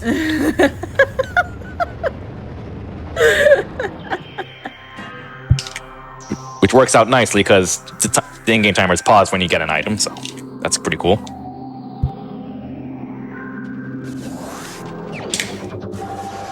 And break. All right, so we will stop the timer there. Right before we get on our wellness break, though, chat, remember that your subs, Prime Gaming subs, gift subs, and bits shared on the GDQ Twitch channel help support Games Done Quick Hotfix. Please consider subscribing if you enjoy the daily speedrunning content. The SGDQ 2023 games list is now out. Go to GamesDoneQuick.com or use !SGDQ in chat for more info. And with that being said, be sure to stay hydrated, Stretch. We'll be right back with Mercy Kill.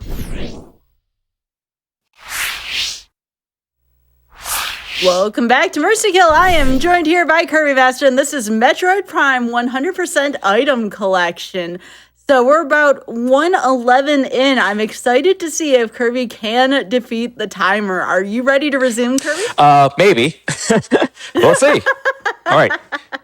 We got the timer ready? Yep. All right.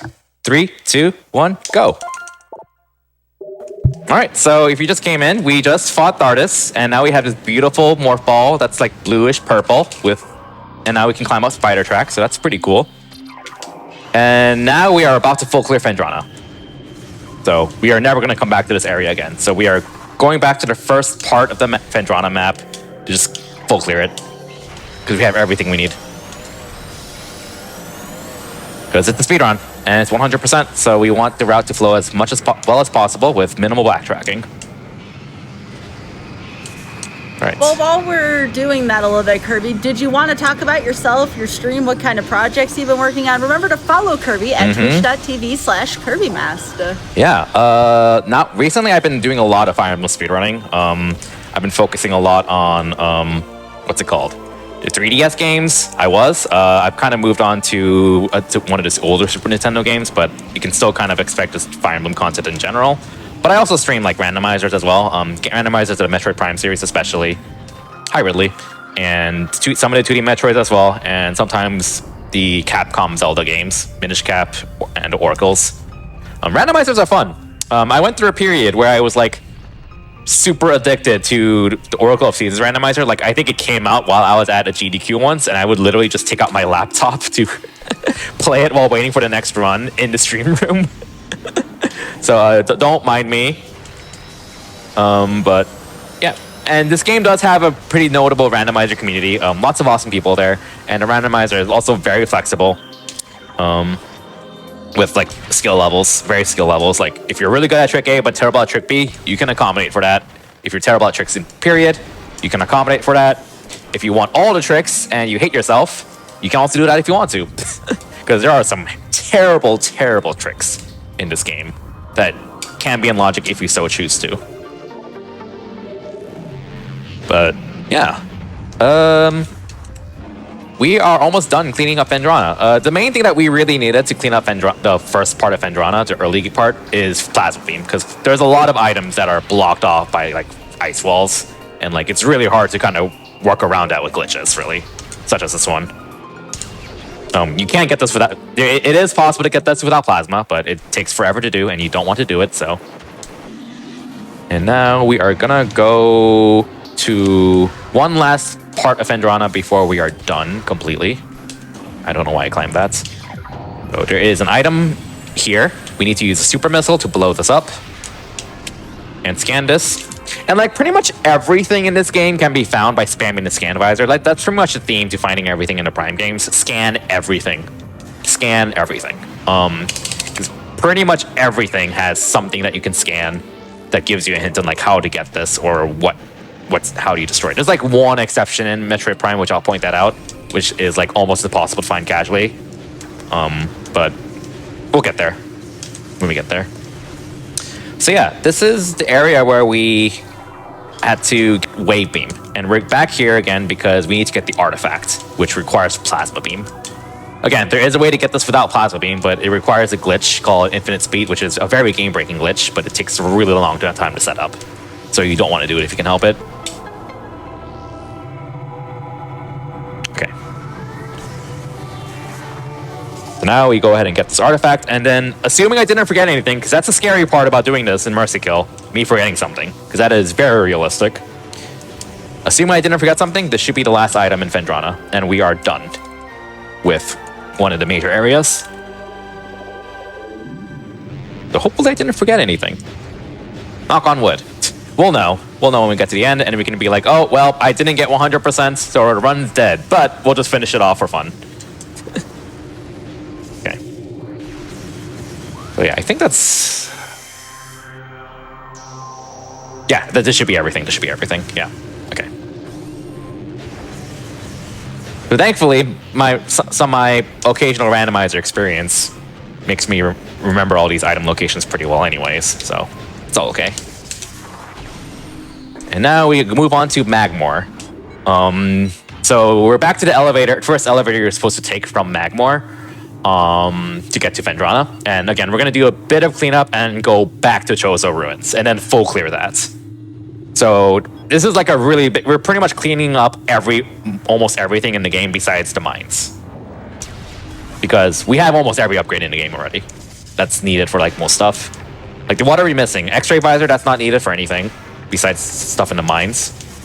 We don't need grapple beam for like anything because it's grapple beam. We don't need phase suit for anything besides like one thing in the mines. We have like everything in the game that we need to clean up. Everything outside the mines, so. All right, there's an artifact here. Gotta get this. And we also were supposed to raise our bridge using boost spell, but again, using a scan dash lets me skip it. And also, there is something you can power bomb here. go in the room below and grab a missile tank. Oh, not a missile tank, a power bomb tank. So now we have 3 out of 4 power bomb tanks in the game.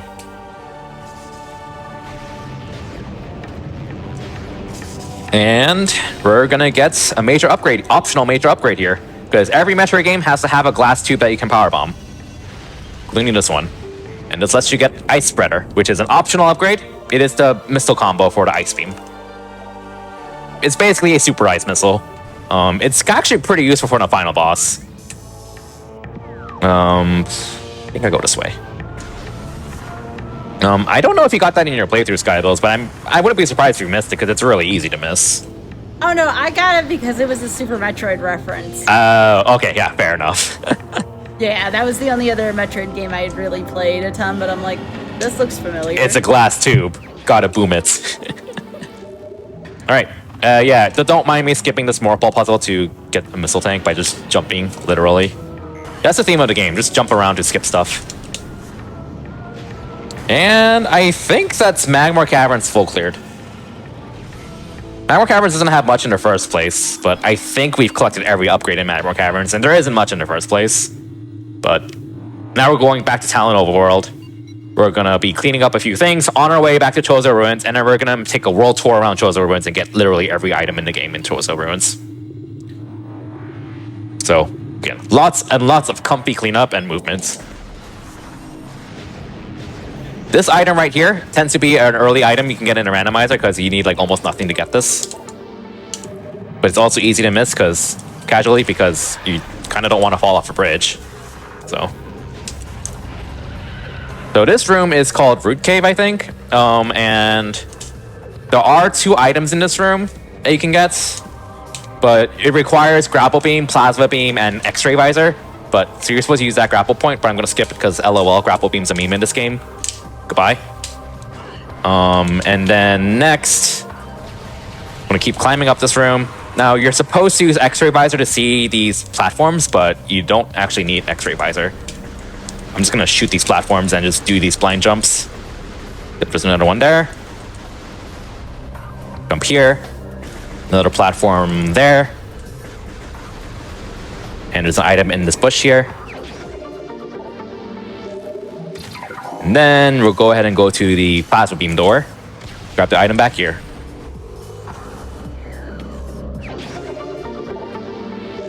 Yeah, our missile count just is going to jump up really high. Especially in Chozo Ruins, because Chozo Ruins is by far the most dense area in the game. And I'm talking about this as if it's a randomizer, because I'm so used to the randomizer. Because the Chozo Ruins is just packed with missile tanks. We just didn't get a lot of them in our first trip because we didn't have much in the first place and we want to minimize backtracking. Okay.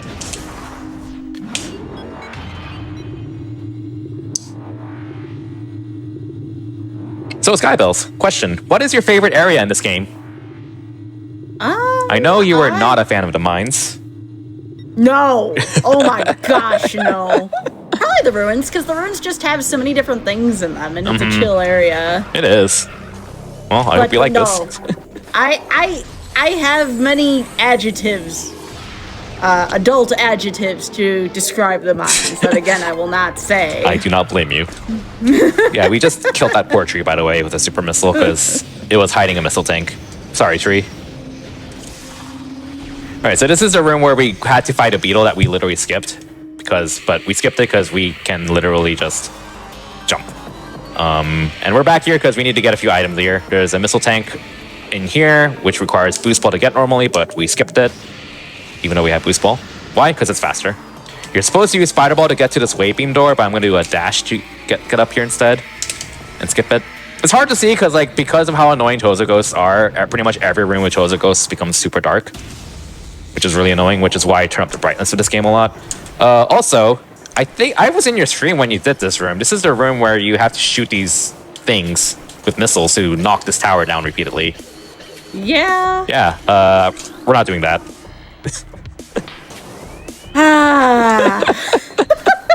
Why am I not surprised? We're just dashing to these convenient standable spots in the wall. Oh, I missed that one. Well, I guess we'll try this again. I want to get on that Welcome to- platform, so... Welcome to Kirby Gets Into Awkward Spots, the run. Exactly. Another dash there. And we're about to get Wave Buster without using a single missile. So again, the Wave Buster is the kind of the super missile equivalent for the Wave Beam, except you hold it to keep using it. When I played this game first time, I thought you just tapped A. And I was like, this is useless, because you're supposed to hold A to keep using it, but I just tapped it and you just zap something for like 1 frame and then stop zapping it, and I'm like, this is useless, why am I using this? But no, you're supposed to keep holding it, because back then I couldn't read, I guess. You're supposed to have Gravity Suit to get this artifact. We do have Gravity Suit, which is convenient, but in any percent, you can skip the Gravity Suit by doing a slope jump. Because you completely skip Gravity Suit in any percent speedrun. Because it's slow and really out of the way. Okay. And 1 item left in this room. Because there's a bombable wall here. Add 1 to the collection.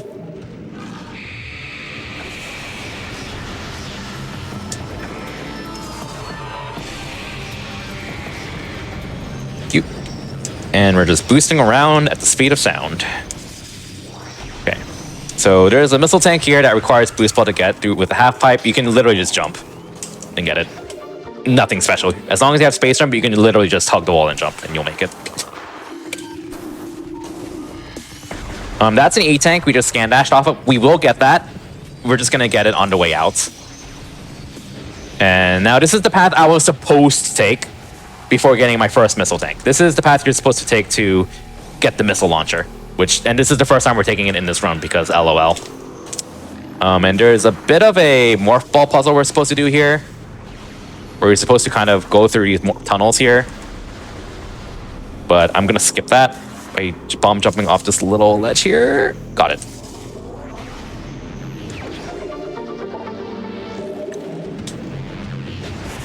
And we're out.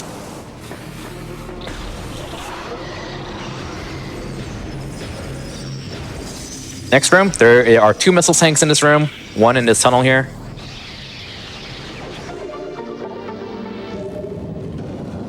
And 1 behind this wall here.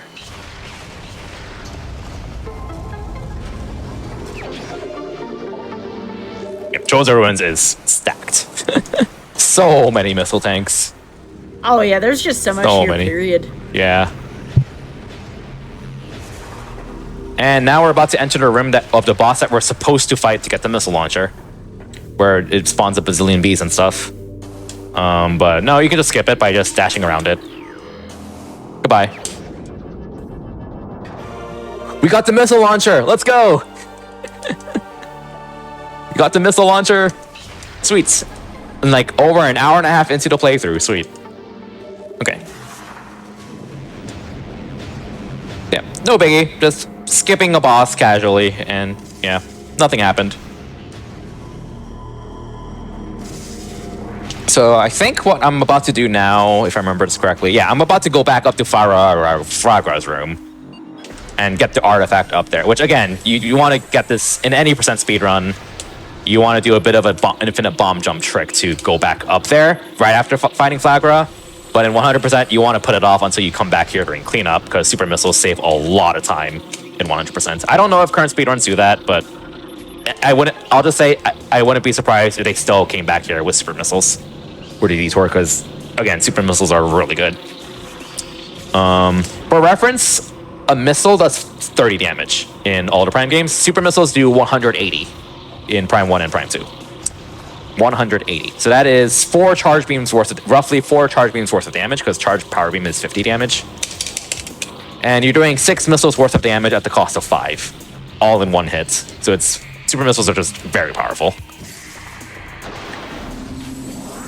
And they do work on Chozo Ghosts, because it is a power beam function, power beam weapon.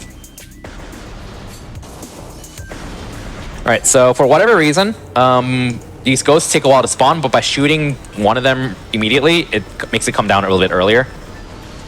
Like that. And I'm going to try to fire a super, that one. Super, that one. They don't die to 1 super missile, but 1 super missile plus a charge shot kill each Chozo Ghost.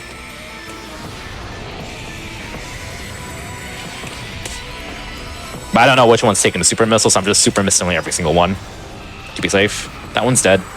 Well, they've already died, but you know what I mean. One more? Yeah, just one more. That was overkill, because I think I just killed every single one with 2 super missiles when that was completely unnecessary, but I was not keeping track of which one I used super missiles on already, so I wanted to play it safe. It's okay, we have 47 missiles left.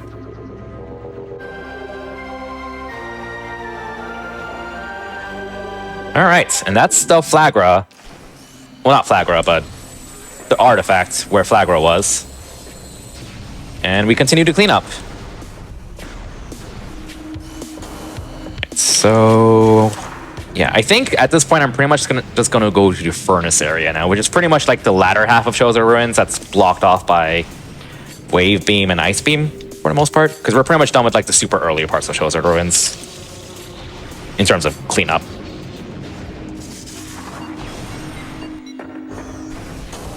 Oh no, there's one more thing left, which will take a bit to get.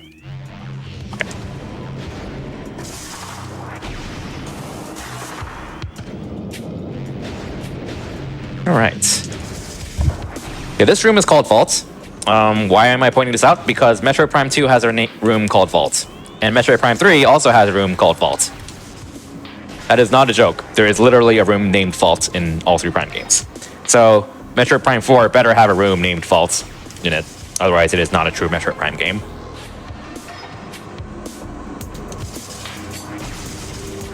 Going...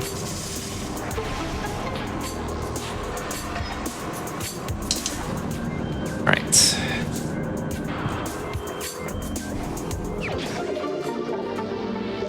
Lots of missiles. Lots and lots of missiles. And now we are about to come back to the main area of Chozo Ruins because we just kind of went around on a loop. This is the energy tank I mentioned before, and in any percent speedrun, you would make a detour to grab this energy tank.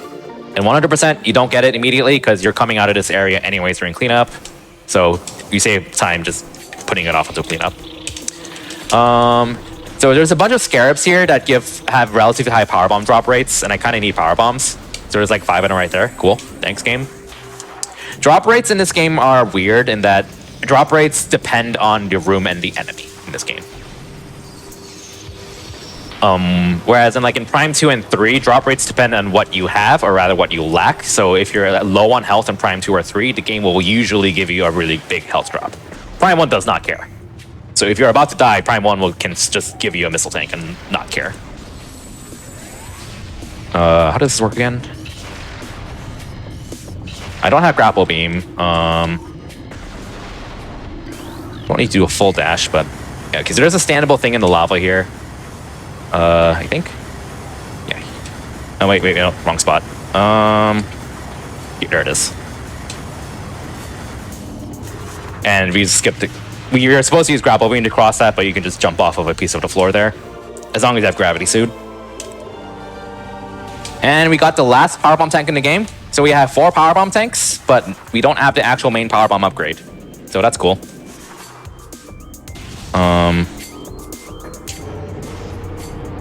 Yeah, so actually we just lost 3%, technically speaking. Fun fact, because how this game tracks the percentage counter is it tracks your percentage counter based off of what you have, not what you collected. Why does that matter? Because you're supposed to get 1% when you get the main power bomb expansion, which is 4 power bombs. And then you get 1 more percent when you hit 5 power bombs, 1 more percent when you hit 6 power bombs, and so on. We just went from 3 to 4 power bombs. So 3 power bombs gives you 3%, and when you get the 4th power bomb, you go back down to plus 1% instead of plus 4%. Because the game thinks you got only 1 main power bomb. So we technically just lost 3% in our item percentage counter.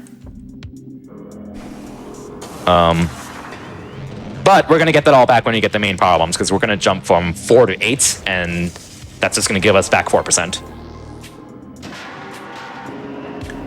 So the current 100% speedrun does go out of bounds to get this energy tank backwards, because that's just way faster than doing this puzzle. I haven't learned it. But current 100% routes do go out of bounds to get this backwards, basically.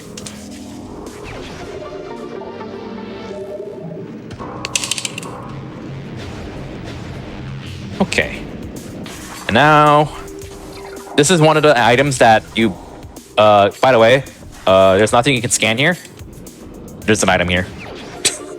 So good luck finding this casually without a guide. Okay.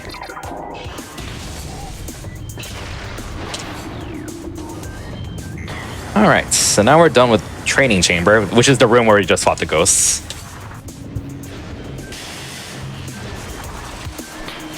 And there's another item here I'm supposed to get. I'm supposed to stand on something. Don't remember what. That might be it. Okay, you're supposed to defeat Flagra, which you did, and then use the fountain to eat yourself up to the spider track, but we just skipped the second step by doing a scan dash. We can get this casually the normal way, but it's faster to skip it, so...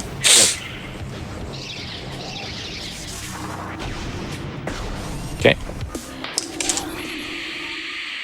And let's go this way.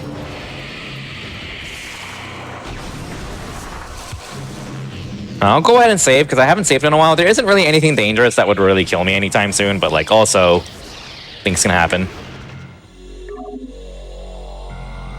So we'll go ahead and save. Grumble, grumble. Hey, again, you make me personally happy, Kirby, every time you save, all right? So at the cost of time. Thank you. All right. So we're back in the room where we got charge beam. We have to make a detour here because there are a few items. There's a thing we can bomb here. And then at the end of this tunnel, there are 2 missile tanks. One requires, well, nothing basically, besides a missile, and the other requires Spider Ball. There is a way to get the item that requires Spider Ball without Spider Ball, but it requires a trick called Floaty Jump, I think, that pretty much carries over floaty physics from the Flagra fight that lets you bomb jump infinitely, and it's kind of complicated. I've never actually learned it, I just know it's possible. But obviously that's really slow, so you don't want to do that. So you're better off just coming back here to get it when you have Spider Ball. All right. And there is one more item in the room with Charge Beam, and that is in the water. Which, again, you can't get this with no space jump. You can get this with no gravity suit, no space jump, with a slope jump instead. But why bother when you already have gravity suit anyways? Okay, and that is like the entire mid-segment of Chozo Ruins full cleared. We just have to clear out the far segments now.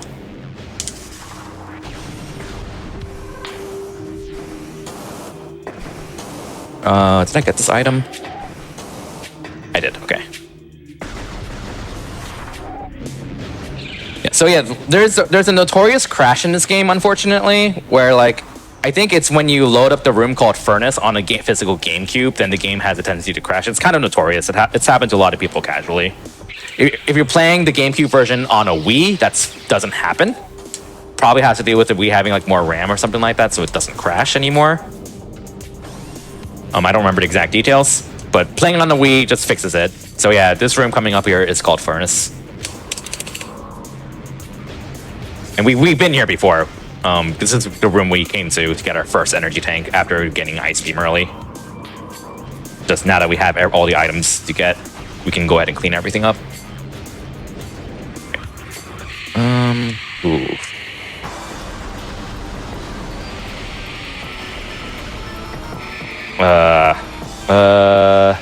Cannot see anything because Chozo ghosts suck. Why do you have to make everything so dark? Nope. I'm gonna jump into a hidden ledge in the wall, but okay, I'm just gonna kill the Chozo ghosts. Because I can't see anything, and I don't remember how to do this without seeing anything. Okay, that one's dead. So one big tip in playing the Prime games is your radar is your best friend. You can use your radar to like instantly know where like any teleporting enemies are. It is a very useful tool. Okay, So there's an item at the very top of this room that you're supposed to power bomb a floor to reveal a half pipe and then roll up it and then use a bazillion spider tracks, which takes a really long time. I'm trying to skip that, but it's kind of difficult. I don't remember if this is actually a slope jump or not. Yeah, I'm supposed to like get on the lip of that spider ball track on my right.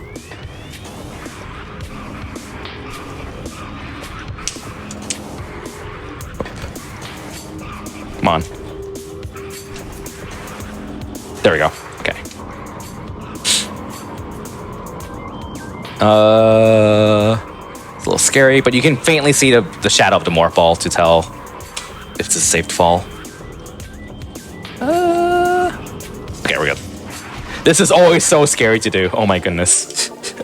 It's so scary to do. Oh, it's GC. Oh, the crash is because of GC firmware break. Gotcha. Yeah, there's a person named Toaster Party in the chat. Toaster Party has been very involved with a lot of modding and stuff for Prime 1 randomizer. So, like, if there's anything technical, you should listen to Toaster Party over me. Because they know much more about the game than me, especially on a technical level. Okay, so there is an item here. And you're supposed to use the boost ball tracks to activate bomb slots on opposite ends. But instead, we're just going to skip all that. And just jump on these convenient platforms, jump on this conveniently placed pipe here, jump on that convenient pipe, and then grab this. Easy.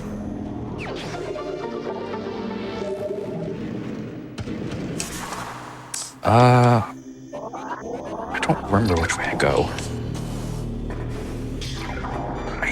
Do I go this way? I don't remember. I think they both pretty much go to the same area, same room. That doesn't matter, I think. Yeah, it's fine. Okay. Doesn't matter.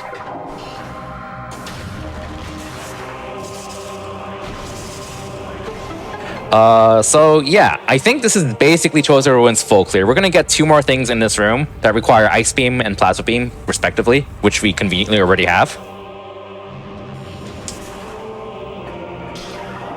And then this should be Chosen Ruins completely full cleared.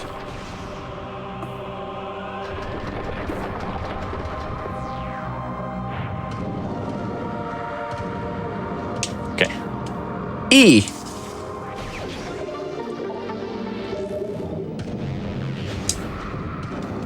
Alright, the other item here is an artifact, so it is required to beat the game.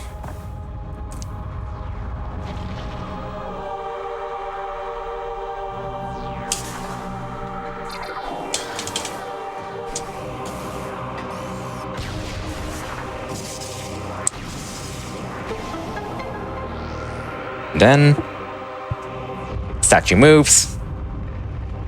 So to lay out what we've done in this run so far, we have almost every major item in the game. We're missing X-ray visor, phazon suit, grapple beam, and the main power bombs. I think we have everything else at this point.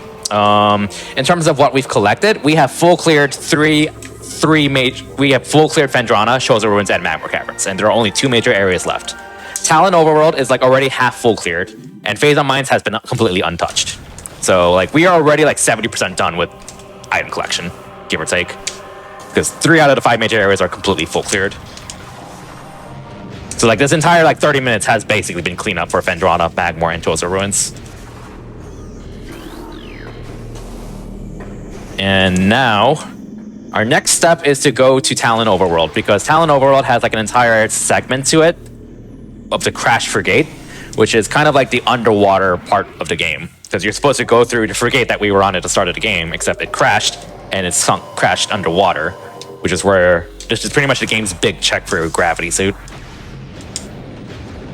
And we're about to go through that because there's a good number of items we need to get down there, and the area is really linear, so you have to just go from start to finish. And when you pop out of there, we will be at pretty much the end of Talon Overworld, where we can continue full clearing that and then go straight to Phazon Mines. So basically, we're actually doing something as intended for once. Because you're supposed, after you get Ice Beam and Gravity Suit, you're supposed to go take this elevator to the underwater area and then go to the mines through there.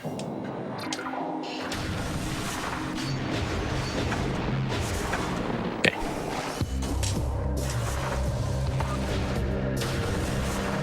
Alright, and oh, missile tank, cool. One of the awkward things is that this elevator is intended to be kind of one way, because when you fall down this ledge coming up, there's no way to get back up as intended. It's honestly kind of a puzzling design decision, but oh well. Like you can get back up there, but you have to do like use a lot of very clearly unintended terrain to get up there, and or tricks. Okay. All right. I hope you like comfy underwater music. I don't know if it beats Meridia, though. I love Meridia's music in Super Metroid. I am so mixed on Meridia. So, like, I like the music a lot, but the area is just, for me, is so unnecessarily convoluted. Like, all these one-way paths and circles you have to make just to get around. I was not a fan. But So, aesthetically, I like it, though.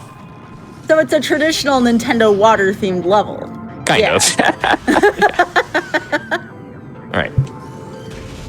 Yeah, Super Metroid is an awesome game. I remember watching Nukes do her first playthrough of Super Metroid, and like, she understandably got super tunneled in on Meridia because like she accidentally did a ledge grab and entered Meridia early on accident without gravity suit, which is a bit of a yikes, unfortunately, because now she's like spent an hour there trying to figure out what she's supposed to do next when she wasn't supposed to be there, and I'm like, I'm so sorry, Nukes, but this is your first playthrough. We can't give you hints. Right. But yeah, music comfy. We're just gonna use wave beam a lot and to open up these areas. Fun fact, the remastered version adds a literal invisible wall right here. Unless you have gravity suit. Even though you casually can't climb this without gravity suit anyway. So they just added an invisible wall because yay, I guess.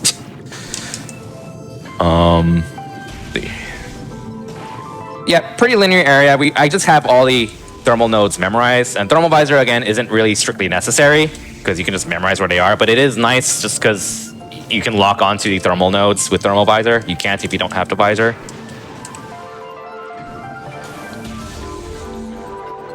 Did I miss one? I missed the one at the bottom. That's annoying. Okay. I thought I shot this one. Guess not. Yeah, wave beam can sometimes miss something like that because it's like 3 strands going in and out a lot. And so I guess just depending on how they wave in and out, they might just miss a precise target. And that might have happened because I swear I shot that, but I guess I didn't. Oh well. There is a Metroid Fusion randomizer, and don't worry, there's a reason I'm bringing this up. Because in the Metroid Fusion randomizer, the beam functionalities are split. And most of the beam upgrades are really good, and wave beam is useful because it lets you shoot through walls in Metroid Fusion. The problem is it's also terrible to get because unless you also have wide beam, it basically just makes it impossible to hit anything because all of your shots just wave in and out, and in a 2D game, that's just so hard to hit anything with it.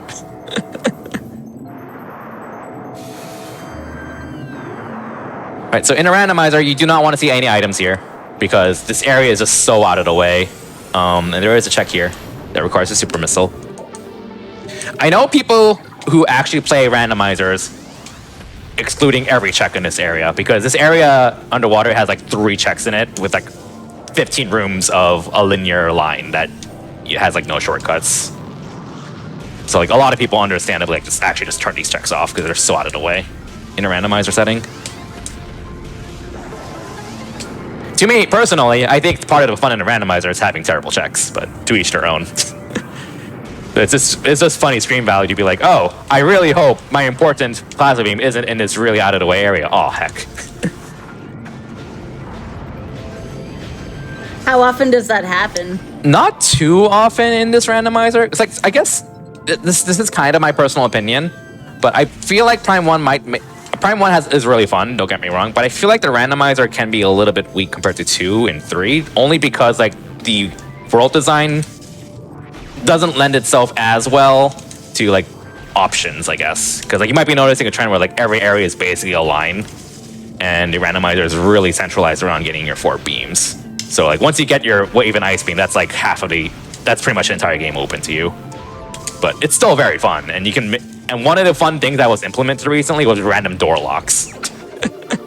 And I forgot who made them, but someone made like custom locks where like you might get a randomized door lock that requires Wave Buster or Flamethrower or Super Missiles, and that gets really fun and silly.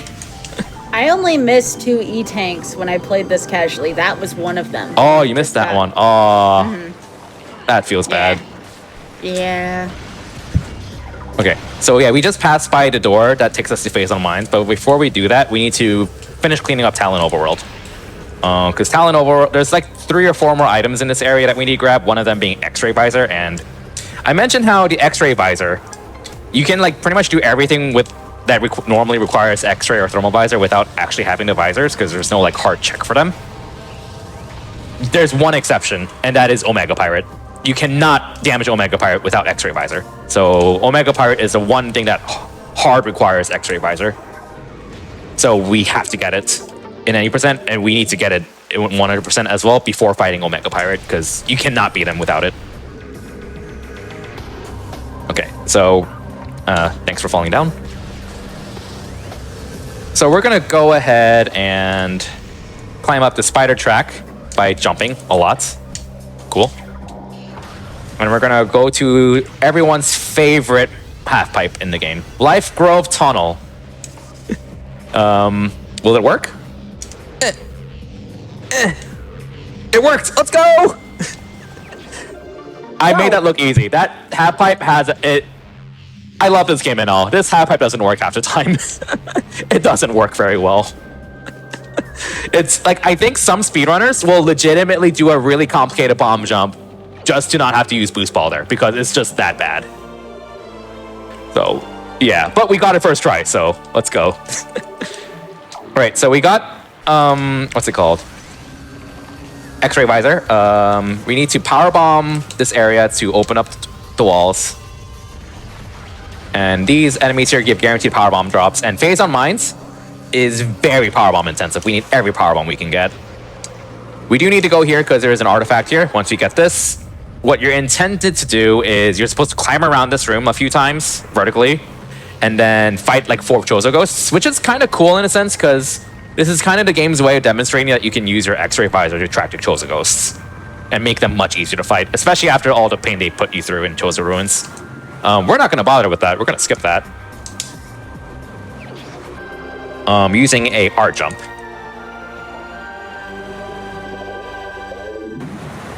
Oh, if you speedrun this game, you will struggle with that half pipe. You will absolutely struggle with it.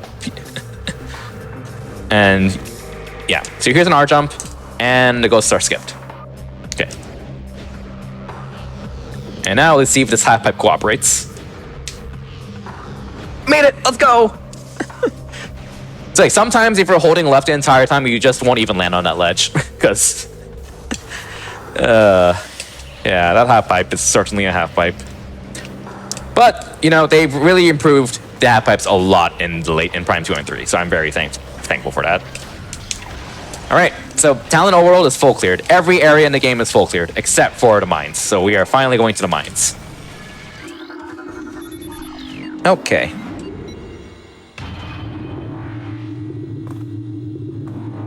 And this is kind of like the final area in the game before like endgame, pretty much. So we are kind of bottlenecked in our routing because we kind of have to make 2 loops around this area. Why? There's an artifact that requires fighting a Phase on Elite Pirate, but you can't blow it up until you get the main power bomb item, which is further below. So cleaning up like the upper half of the mine is like kind of counterproductive because you have to go back up there anyways after you get the main power bomb item. So what we want to do is kind of go down to get the main power bomb item, clean up what we can, and then go back up there to get the artifact.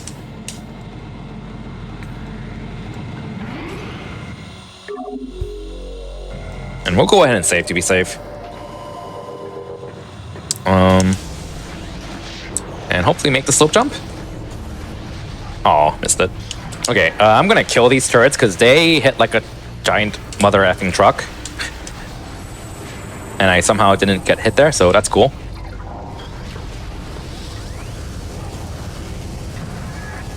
So yeah, you can skip climbing around here. I failed all these strats to climb up there quickly, so that's okay though. There's a pirate here, by the way.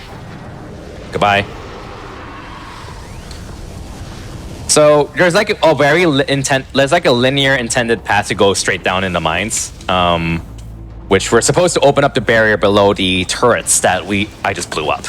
I'm not gonna do that, although I'm still gonna open it up because we need that barrier open when you come out. But before I do that, I'm gonna swing this crane around.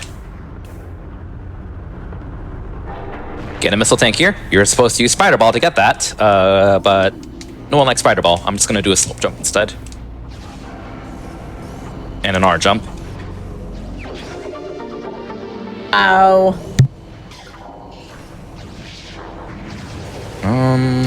Wait a second. I'm not supposed to... Yeah, that's fine. Okay. So I'm gonna go ahead and scan these. I wasn't supposed to fall down, actually, but oh well. It's okay. It's mercy kill.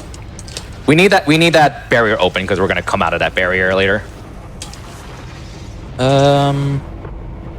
Okay, so there is only one intended path I'm supposed to take. There is another door out of this room though, and that's the room that you're supposed to come out of as a shortcut after you've traversed like half the mines. And you're not supposed to be able to access it until after you have grapple beam and swing the crane around. And that's the door. But you know, nothing a simple scan dash can fix. Okay, now we're halfway done with the mines. Or more like a third of the way, I guess. Because this is basically like a shortcut. So there's a room that anyone who's familiar with the game knows. I don't remember the name of it, but there's like a room where you have to rotate these spider tracks on the giant tower. This is pretty much where this is taking us. Wow. I can't bomb jump apparently. Oh heck. There we go. I remember how to do that one. Okay. And that one. Those are the two harder ones, but okay. All right. And now we're at the top of the spider track room. Cool. And we finally get grapple beam. Hooray! Are we ever going to use it? Probably not.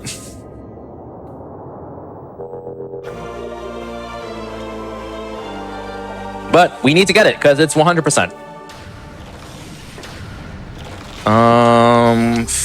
Yeah, it's this direction. Okay, so we basically just took a shortcut that you're not supposed to take when going into mines. You're supposed to take it when going out, and kind of skipped a third of the mines. And now we're just gonna keep going deeper and deeper.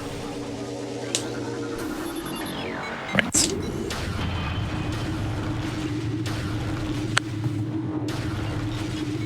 Elevators. So I think in the next room there's a ledge with a TNT. And there's a pirate behind it, hiding. Goodbye. Now they're dead. That poor pirate. I don't remember if you get this missile tank in any percent. You might, because it's really fast.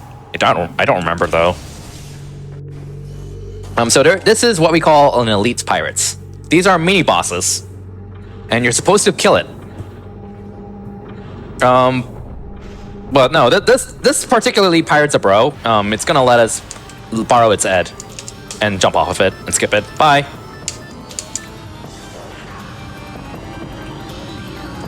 Nope.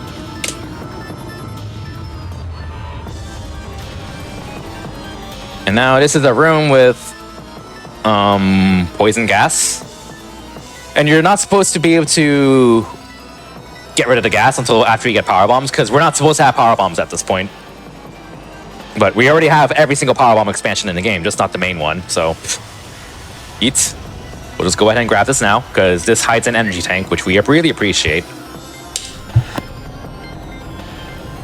The one thing to note is we need every energy tank in the game, basically, before Omega Pirate, because there's going to be a trick I'm going to go for that requires a lot of health. A lot of health. I will save, don't worry, but it's kind of scary. I like how Kirby can just feel my thoughts, bro. Sense my thoughts. Save? Did you save? Don't worry, I'll save soon. I feel so called out right now. I didn't mean. Well, maybe slightly. Maybe slightly, just so I can. Maybe say. slightly, just to get a reaction out of you. Oh, so fun fact. Easy Elite Pirates have an AI quirk where they won't attack you as long as you don't get in their line of sight directly. How's it going? Yep, you can just do this. And just do that, and they won't attack you a single time. That will be relevant later, by the way. By the way, you can lock onto this invisible drone with X-ray, even though you're not supposed to have X-ray at this point. So that's convenient. And now we are finally going to get the main powerbomb upgrade. And this maze is random. There are 303 possible mazes, I believe. Claris, an old school speedrunner of this game, wrote a program where you can look at 3 specific tiles, plug them into the program, and it'll spit out which maze you get. I don't have that open, so I don't know what it is. You can get between 15 tiles to 55, I think. I don't remember the exact numbers, but 55 is the longest possible maze, 15 is the shortest possible, I think. So you can get really quick mazes, or you can just lose like 20 seconds. And we also like to blame Zoid for this. Zoid is the lead developer. Because I believe they designed this to be random as well.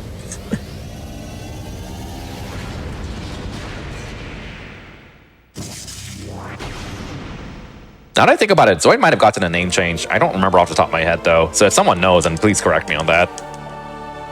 Because I vaguely remember them tweeting about it somewhere at some point. Because they do have a Twitter, and we're celebrating the remastered game coming out as well. All right, safety save. Okay, so how many power bombs do we have? 8.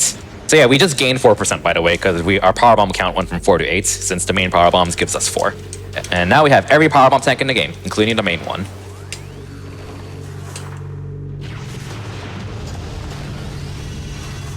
Okay. There's like 4 or 5 mega turrets here that will just delete your health because they do like a bazillion damage per hit, and there's like no iframes in this game. Ow. But you can scan this and disable them. Thank you.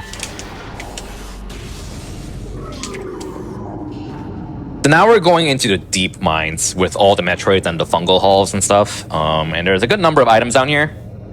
You're supposed to have X-ray visor and plasma beam before coming down here. And once you do, you can go to the bottom of the mines and grab Phazon suit and fight Omega Pirate.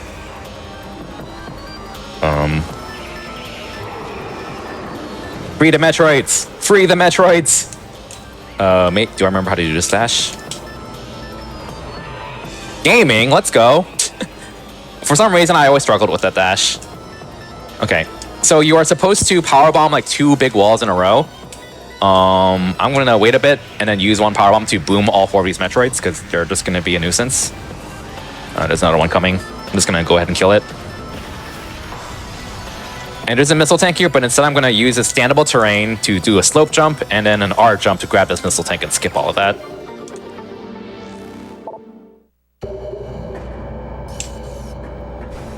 Alright. And we go back. You can do a dash and skip the spider track. I don't remember how to do it. I think it actually involves dashing off of the missile tank I just got, but I don't remember. I have ran any percent. I am a much bigger fan of 100% in general, but I have done a little bit of any percent as well. So my time is terrible. Don't look at it.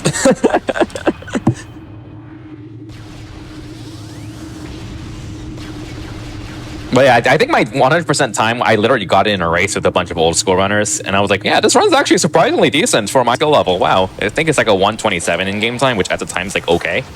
Not amazing, but it's fine. Oh god. I'm losing health. I'm losing health. Get out. Get out. Okay. Yeah, you're supposed to get that when you have Phazon suit, but I don't, and I don't want to come back here. So I need to watch my health, which is why I was a little scared, because I need as much health as possible. Please give me health. Health, please. I guess that's technically health, but... That is a power bomb. I do not want power bombs right now. I want health. You know what? I'm gonna go farm for a little bit more health again to be safe, because I took like an extra 100 damage from that missile tank back there when I really shouldn't have. Okay. Especially since I haven't done this in a really long time. Okay, those Metroids probably have respawned, so I can go farm off of them again, probably. and hopefully get more health. Yep, okay, it's reloading.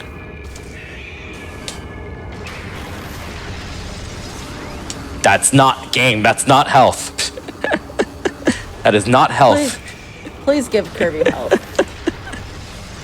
Okay, that is health. 25, 20 health. You gotta 20 health. say please. Please. There you go. Please, okay, 20 health.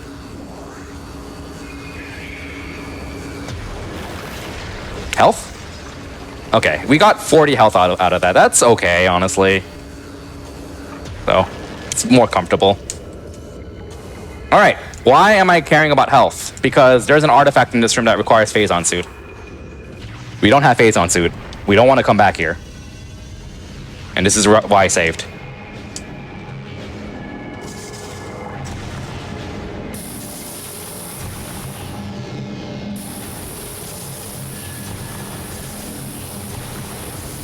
Oh, this is only mildly terrifying without the suit.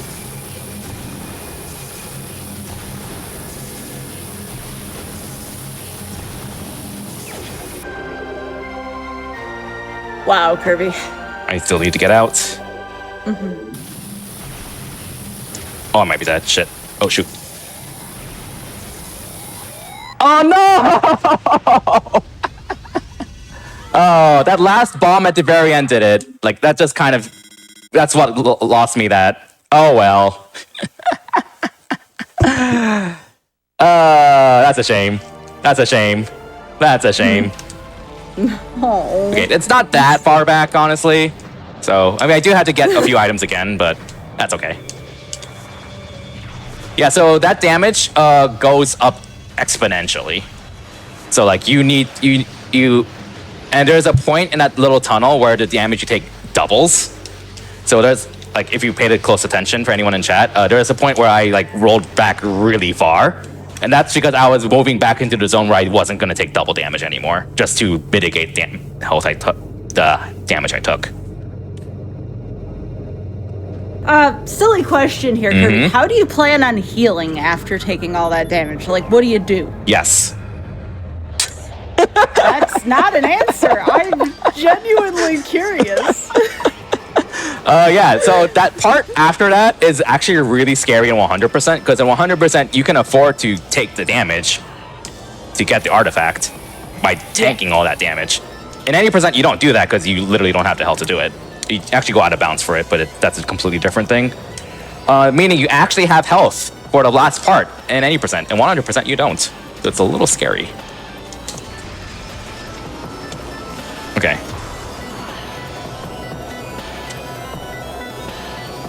All right, so let's see. So I'm gonna have to get this again. It's not too big of a deal. I was hoping for health drops, but I guess not. Okay, what's the timer at, out of curiosity? Get a double check from Richard. I'm trying to decide if I should try to go for it again or not.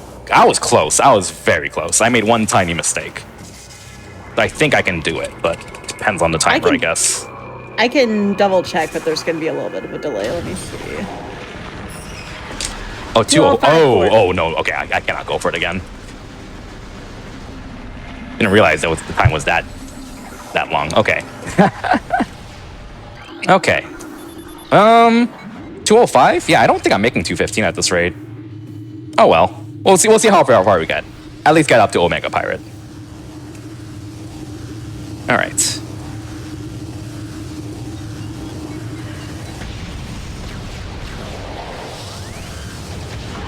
Okay, grab this missile tank again.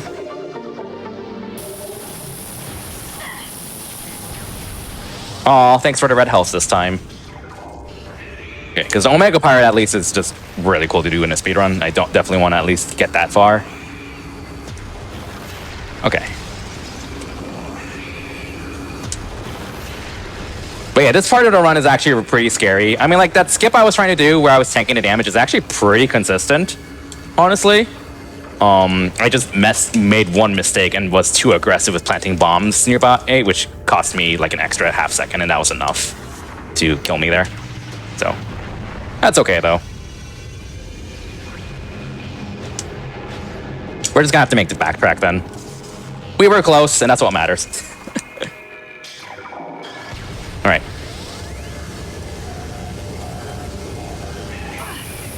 Oh, come on.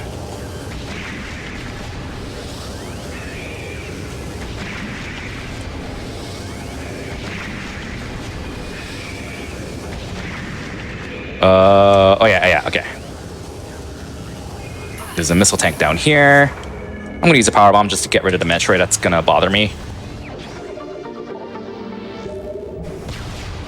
Okay.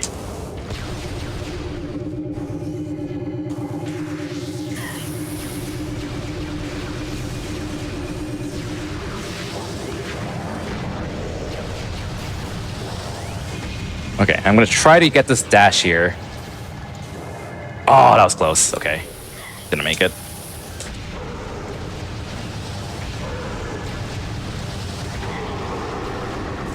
I'm just gonna play it safe then.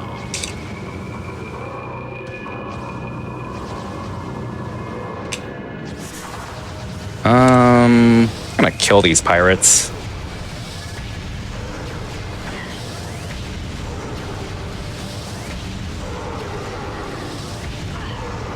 Yeah, I'm gonna use grapple beam because I failed to scan dash to skip this, and it's really annoying to try to scan dash again. Missile tank here. And if I did get the trick to get the artifact early, I would use safe station here to heal up, to be safe, but I'm healthy, so I'm not saving. So Omega Pirate is a pretty complicated boss. Consistent, but also complicated. So how the Omega Pirate fight works is once you break, he has 4 pieces of armor. And I'm gonna boost into his left side to make his AI change. So he just stands there and does nothing at the start. And remember what I said about how elite pirates have this AI where they don't do anything to you if you don't get in their line of sight? That applies to him. So we just keep spamming missiles.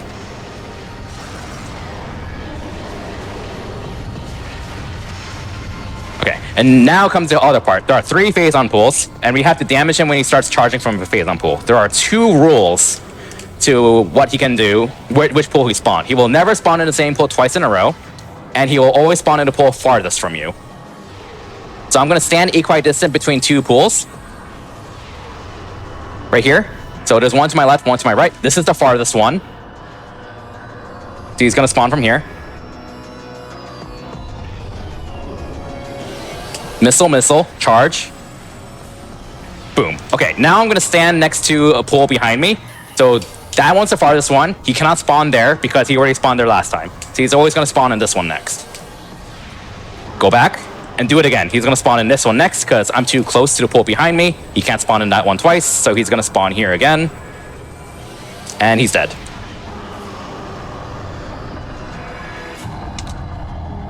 In any percent, you don't have super missiles, so you have to use charged plasma beam and or power bombs, and it's a bit more complicated.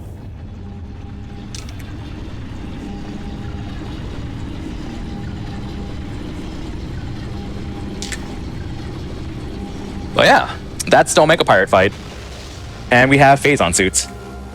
So, I blinked and that fight was over, Kirby. That was really impressive. It's honestly really fun fight to speedrun, in my opinion.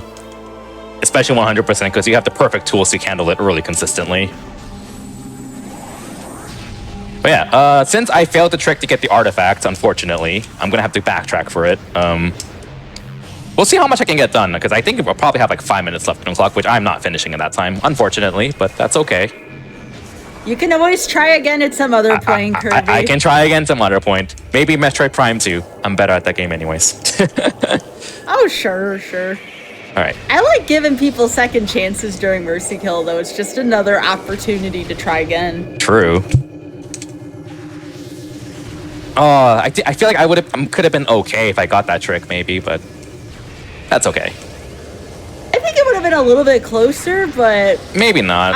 I don't know how long the last part takes, like in terms of speed running. So probably say like 10 minutes at this point, 10 to 15. So, yeah, on second thought, yeah, I probably wouldn't have made it if I got this trick in first try, but it would have been closer. At least would have made it to the Ridley fight, which is really funny, by the way, in a speedrun. So yeah, this line right here is a spot where you start taking double damage if you don't have phase on suit. So I when I did my attempt to get this without the suit, I backtracked really far to mitigate damage I took. Okay, but yeah, so we're pretty much done with the entire bottom half of the mines. We still need to clean up the top half, but that's relatively quick.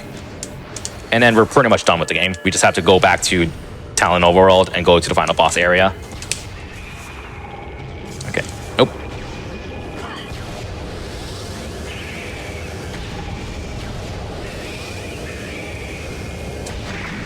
All these Metroids being annoying. Ah.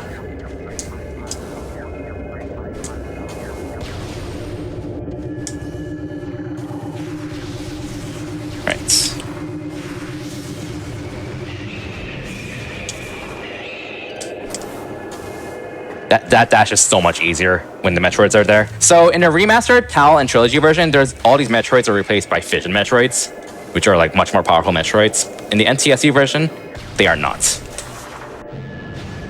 They're just normal Metroids. Why did they make that change? I don't know, honestly. But that's okay. Okay. A little less than 2 minutes now, Kirby. All right, I can get two more items. Two more items. All right. 2 more items. Oh no, that's not how that. No. Oh no. That's not how you start. Oh crap. I was trying to do a fancy dash to save time. All right. Oh, Kirby, that was perfect timing. I'm sorry. All right. We got every energy tank in the game now, so that counts, right? We'll just change this category to 100% energy tanks. 100% E's. There we go. 100% E's. 100% E. Yeah. 100% E. Okay, there is a fast way to climb this room. Because this room is very, honestly, kind of obnoxious to climb casually, because you have to use all these spider tracks and invisible. Actually, I could just use the platforms. There are invisible platforms I can use to climb. I don't remember if this is the fastest way to do it. Probably not. There is a missile tank here. We can boom.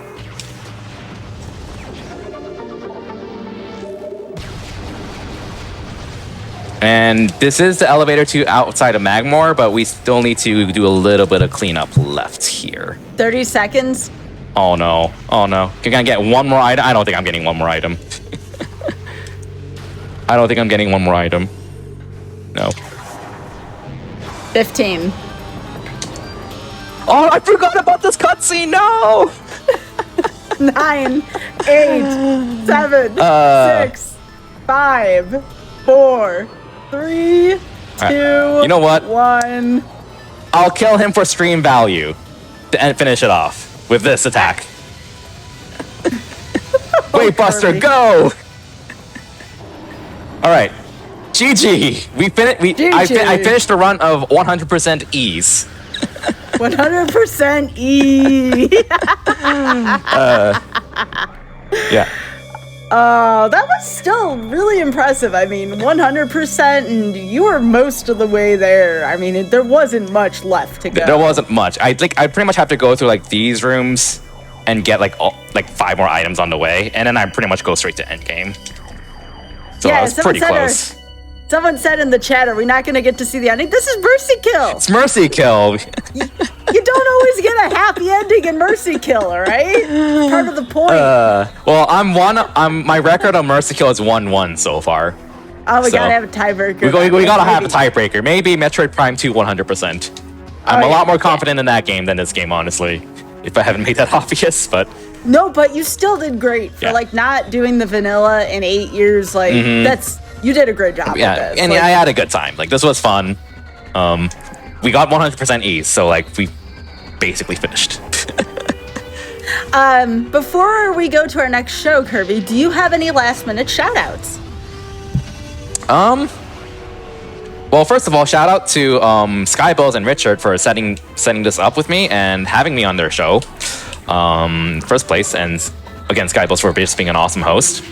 I've been on her show and a few other people's shows as well, quite a few times, and it's always fun to do so, show off various fun things.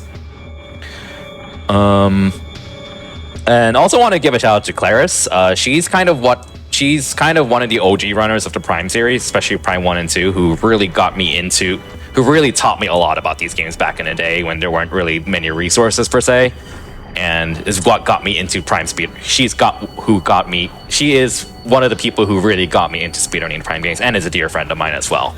So she's pretty awesome. There are a lot of other runners, obviously, that I can give a shout out to, but I'm just gonna start forgetting people and feel bad, so I'm just gonna leave it at that.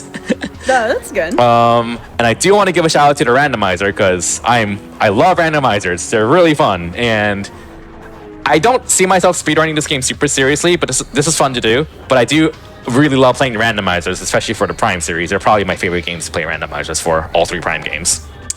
That's Kirby's way of saying, have me on RNG again. Hint, hint. Oh, yeah. So y'all be sure to give Kirby a follow, by the way. That's twitch.tv/KirbyMaster. Kirby, thank you so much for being on. Thank you so much for being a good sport. You did great today. All right, folks, this is not the end of our GDQ broadcast. Real quick, if you're watching on YouTube, be sure to press the like button on this video and subscribe to the channel. Also go to twitch.tv/GamesDoneQuick if you're interested in looking at our live content, starting weeknights at 7 p.m. Eastern and weekends at 1 p.m. Eastern. Stay tuned for Passion Project with Paper Mario, The 1,000-Year Door with Cutie Brew as host. Take it away, Brew.